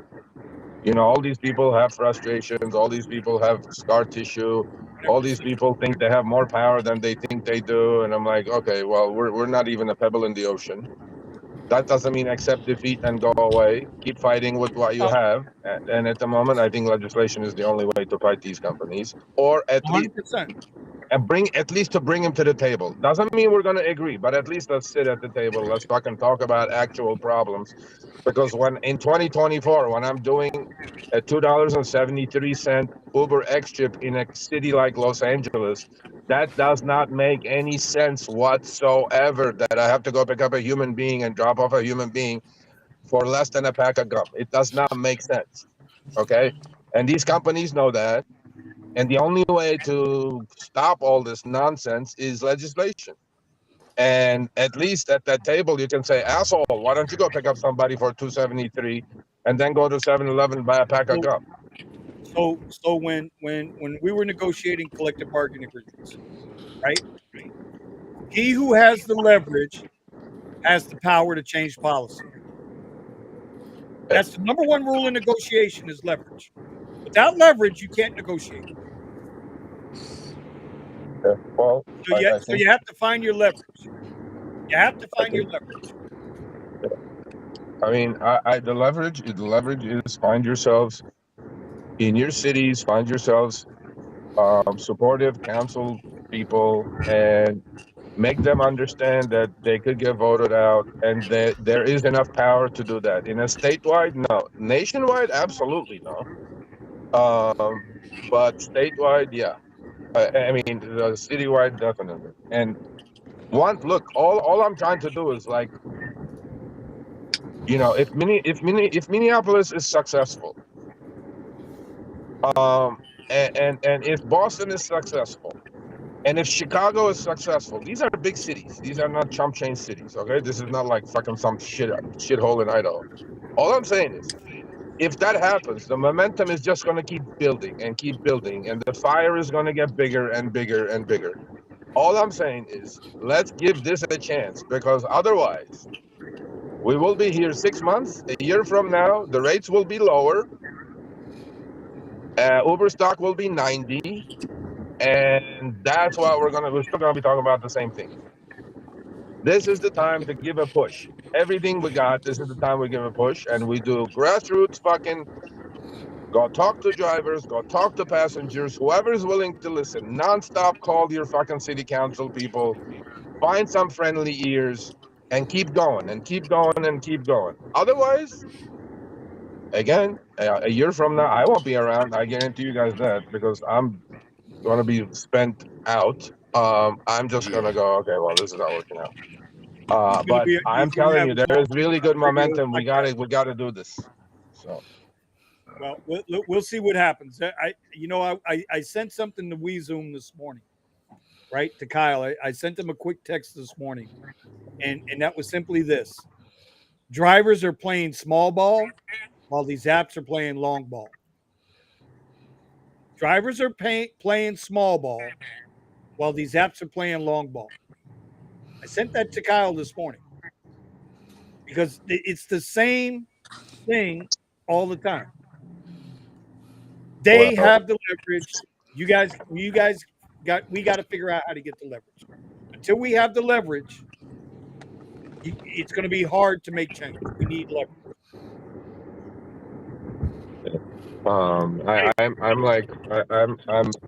I'm really hopeful. So I got 6 months. I hope it will work out. I hope Minneapolis works out. I hope Chicago works out. And then nothing happens that Uber says will happen. The world will not come to an end. Demand will not collapse. It's gonna be all passed to the passenger anyway. And finally, before I go eat my dinner, a lot of like people are uneducatedly making assumptions that, look what happened in New York. What happened in New York?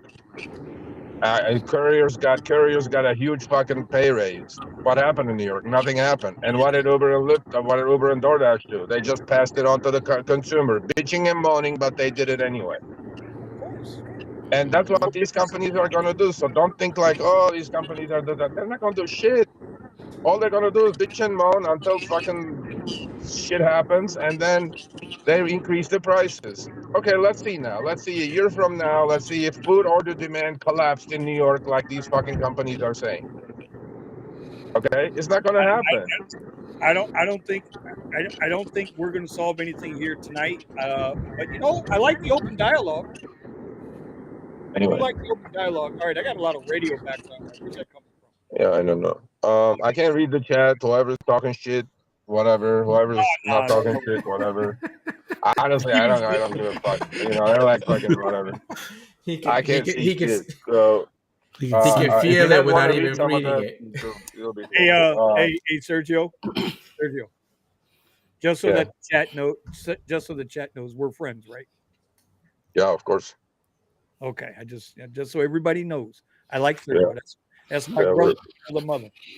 we're friends. We're friends. And all I know is I am just really very, very optimistic now with what I know that this is the way to go. You hate unions, I get it. You hate government, I get it. I get all that. I don't hate But unions. I'm retired, 21-year union. I'm just saying, I'm not involving even the unions. All I'm saying is there is an opening here. If these 2-3 cities can do this, I honestly think there is a really good chance that drivers will benefit from it. And that's my belief. I may be wrong. We'll find out. Time's flying by. Look, We're gonna see, bro. We're gonna see. We're gonna see. I hope it comes to pass. I hope they get it through. And I agree with you. One city at a time. But Lyft to But be out of don't be business. afraid. Don't be afraid when we say, okay, we fucking have a meeting in Minneapolis. Whoever's watching this on the show or whatever later, if you're in Minneapolis, go now. Start pounding the fucking doors. Start fucking make sure you know what you're doing and go help the cause in Minneapolis. Don't just, a lot of people talk a lot. And then when it comes to action, everybody goes to their corners. I'm like, no, this is the time. If something is announced that, okay, we need fucking drivers going to the city council meeting, as actually the thing that's happening that's just so pleasing to me, that the Washington Drivers Union now, because what they had is they have like crazy rates in Washington and the border of Vancouver and Portland, Oregon, I mean, a lot of drivers were coming from Oregon and poaching into fucking Washington State to drive in there, right? And now Washington Drivers Union said, okay, boys, why don't we do the same thing right up across the border in Oregon? Well, guess what? They just formed Portland Drivers Union, just like, and not your typical union, okay? And now they had their first meeting. They found 2 city council members who are very friendly to their cause in Oregon. On the second meeting, they had 150 drivers at the city council meeting, and the city councils were like, what the fuck is going on here? And now the movement is spreading across border from Washington State to Oregon. Okay? All I'm saying is we have an opening here, and I know you guys don't follow much of it, but I'm telling you, we have an opening here, and we need to do this. And when we call for help, don't fucking disappear. Just show up and just go to your city councilman, just go write letters, go call the office every day. And yeah, we can do this. We really can. So that's it. Okay. Calm down. We're with you. I'm telling you, bro. We're with you. You got everybody thinking we're against you now. What the hell? No. And it's not against or with. I'm just saying there is an opening here. Trust me, boys. There is an opening here. Okay. I've never said that before. After talking to this guy, to the Josh Gold types, there is an opening here. And this opening has to be taken. Otherwise, like I said, a year from now, I will not be with RSG. I will not be doing any of this. I'll be fucking having margaritas somewhere. I'll be like, but I'll still visit you boys on your lives. Oh, And no. I'll be like, hey, what happened? Listen. It'll be you and me over in Freeport or in Atlantis in Nassau, sipping on some Mai Tais, get ready to go play 18. Okay. Sounds good to me. Sergio, Musa is asking who should he contact in Chicago? Chicago, you can either contact Lenny Sanchez of IDG, or you can contact Lori Simmons, Chicago Drivers Alliance. They're both good people. Yeah. Or you can contact Alderman Michael Rodriguez's office. I think he's from the 5th Ward. I had them on the show. They're good people. They're working on their own city ordinance. Yeah, I'm telling you, man, I'm just like so close. Because after I spoke to Josh Gold, when he said what he said, and I don't give a fuck if he's lying or not. We'll find out when we're sitting at the table if he's fucking lying. And after what they did in Minneapolis, or in Minnesota, because the governor vetoed it, and then they said, okay, we're going to form a committee to study this situation. They studied it for 4 fucking months. What did Uber and Lyft do? Nothing. They just fucking killed the clock for 4 months. And the governor says, oh, we couldn't come to an agreement. Okay. If that's the play, that's the play. But now, Mulder kept fucking talking to city council people. They had their local elections in certain fucking areas in Minneapolis. I guess they have a lot of Somali fucking rideshare drivers. And they kept campaigning. Kept campaigning. And then what happened? They elected themselves two more friendly, because last time when the Mayor Frey vetoed it in the city, they couldn't override it because they didn't have 9 out of 12. They just voted themselves two more friendly council people into the city of Minneapolis, and they brought the ordinance right back. And now the guy goes, I'm pretty sure even if the mayor vetoes it, we're going to override it because we got nine city council people who are going to vote for this. I'm like, great. There goes your $1.30, 45 cents. I'm pretty sure that's higher than upfront fares. I'm pretty sure it is. You know what I'm saying? So,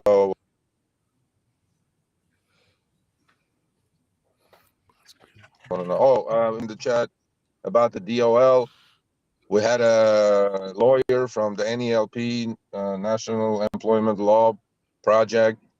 Nothing is going to happen, Musa. You're not going to put an Uber shirt and a Lyft hat on March 11th. That fucking ruling that they passed has 6 points in it, and the 3 of them. Okay, that ruling, the Biden ruling, is like worse than a fucking aged Swiss cheese. It has so many holes in it. The companies are not worried whatsoever about it. Business as usual. Nobody's going to be employees on the 11th because that law pertains to federal minimum wage, which is a $7.25 a fucking hour. And if you're not making $7.25 an hour, fucking you shouldn't be in the rideshare business. So have a nice day.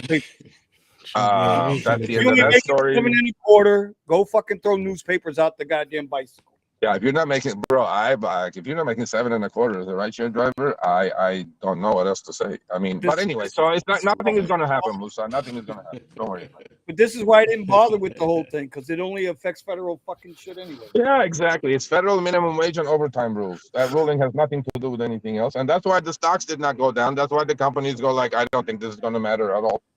And I'm like, difference. That's why I had the meeting with. But yet you got dumbass senators like Elizabeth Warren making her stupid. Fuck that fucking bullshit, fucking idiot. Fuck that. Whatever. They're all fucking idiots.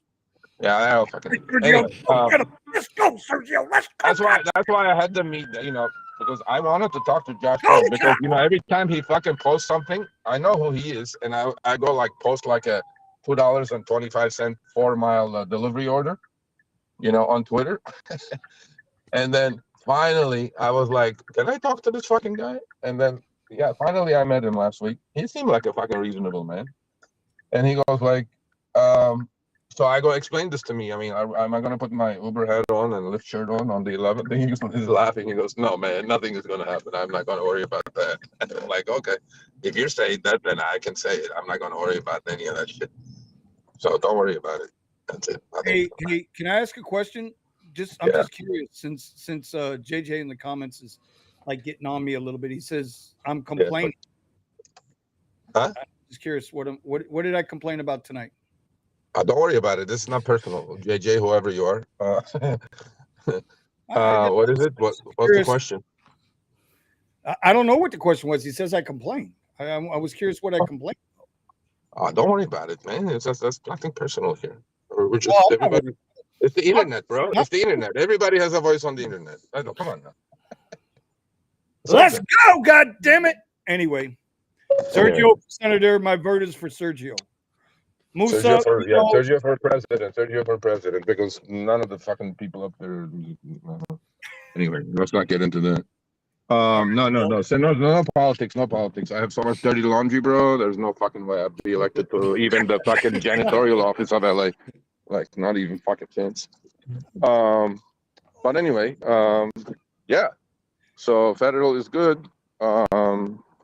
Seriously, we have a good chance. I want to try to bring this. I guess I don't even know how to bring it back to what we were supposed to be talking about tonight. We got to. Okay. I hope at some point people just have a better understanding, or they start trying to figure out what they're going to do when they sit there and cherry pick a ride. Before you go cherry pick a ride, because I've seen a lot of ride-alongs where guys would just say, "No, I ain't taking that. No, I ain't taking that. Yeah, I'll take that." And I'm looking at them and I'm like, well, fuck, that's like the 3 you just turned away. Why are you taking that one? In other words, give yourself an idea. That's all we were trying to bring to the table tonight. Just give yourself an idea of what you think you need to earn or what you want to see you want to earn, and then stick to it. Because if not, you're going to be sitting in that parking lot waiting for 12 hours for the ride that ain't ever going to come. That's the whole point of the show tonight. Well, cherry picking only works when you don't have any bills to pay. How many of us don't have any bills to pay? We need to make money, man. We need to make money. Yeah, but Sergio, you were the leader of the Cherry Pickers United.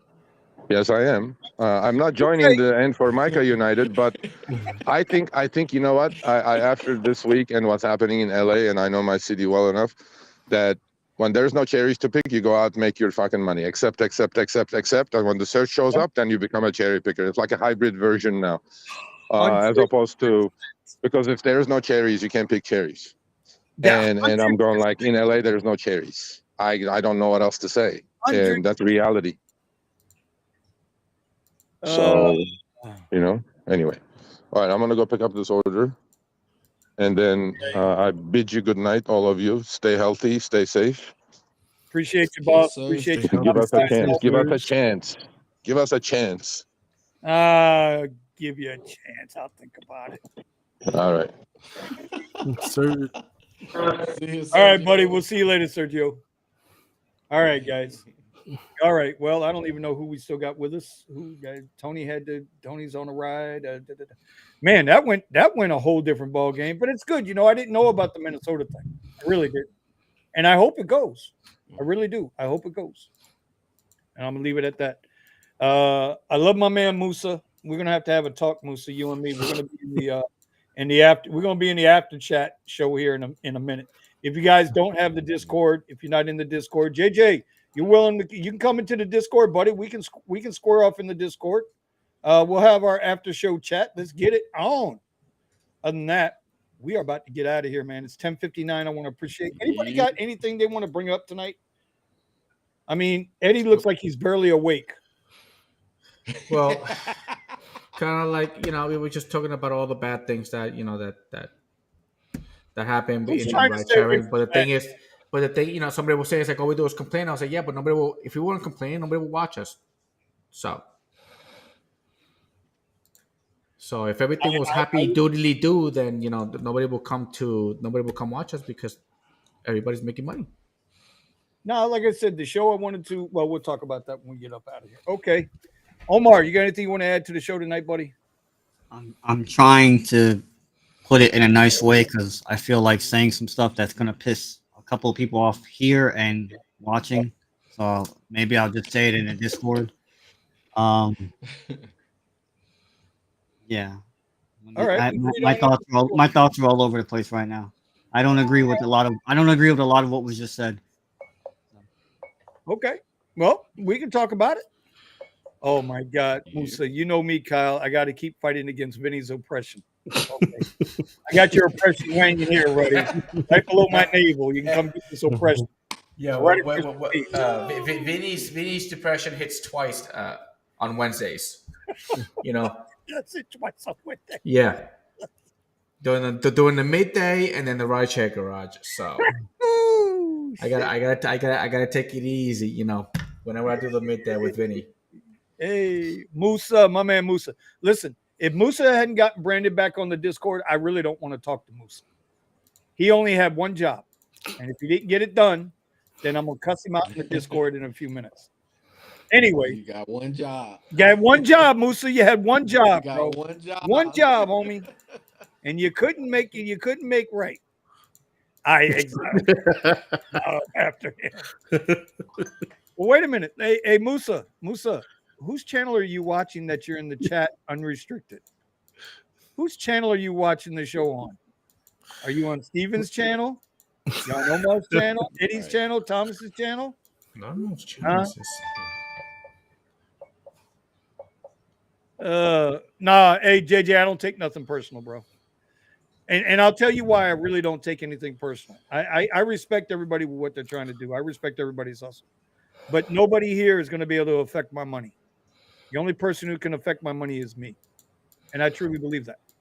I believe that with all my heart. If I can't figure out a way to get it done, then that's on me. So anyway, all right, tip of the week. Let's go, Omar. Tip of the week. Let's go. Let's go. It's good to know people. So shout out to Thomas, who's here. I had messaged Thomas on Discord, our little community, Yes, sir. About last week the Tampa Bay game, and because I completely forgot about it. My dumb ass would have drove to Tampa, and I would have been really disappointed because Thomas let me know that it really wasn't good over there. So the point of this is that this is what I've been talking about, getting to know people in our little community, where it's paying off dividends because we're getting knowledge from different places.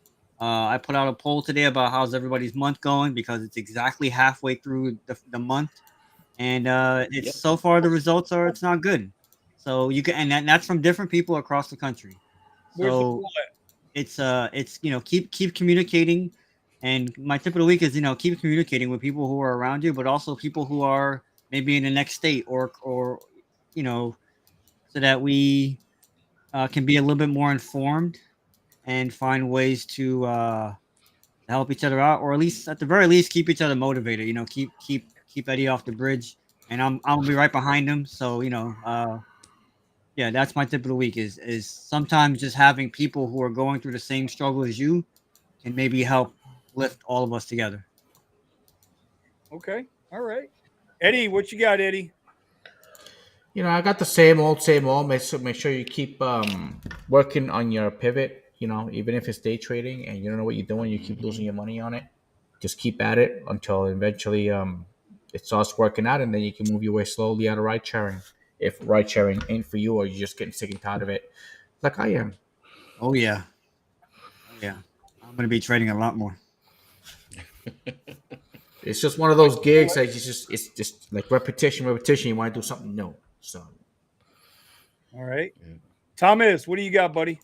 Man, this been on my mind for probably since the weekend, and I've been saying this more than one occasion.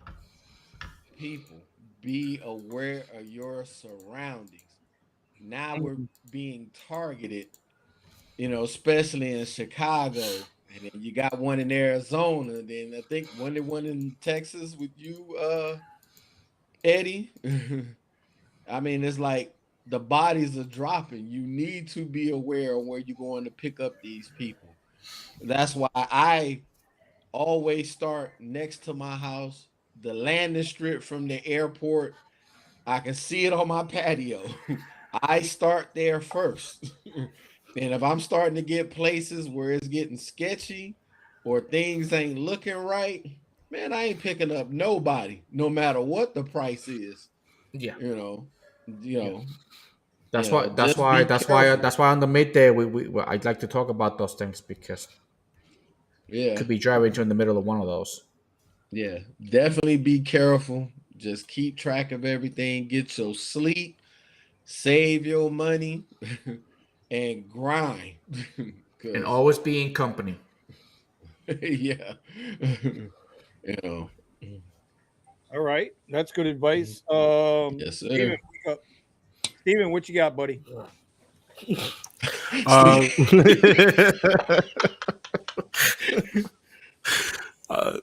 Go to new places. I know everything, as Omar said, people are polling that it's slow in their markets, but trying to kind of branch out to new experiences is gonna probably help you tide over how your market is acting right now.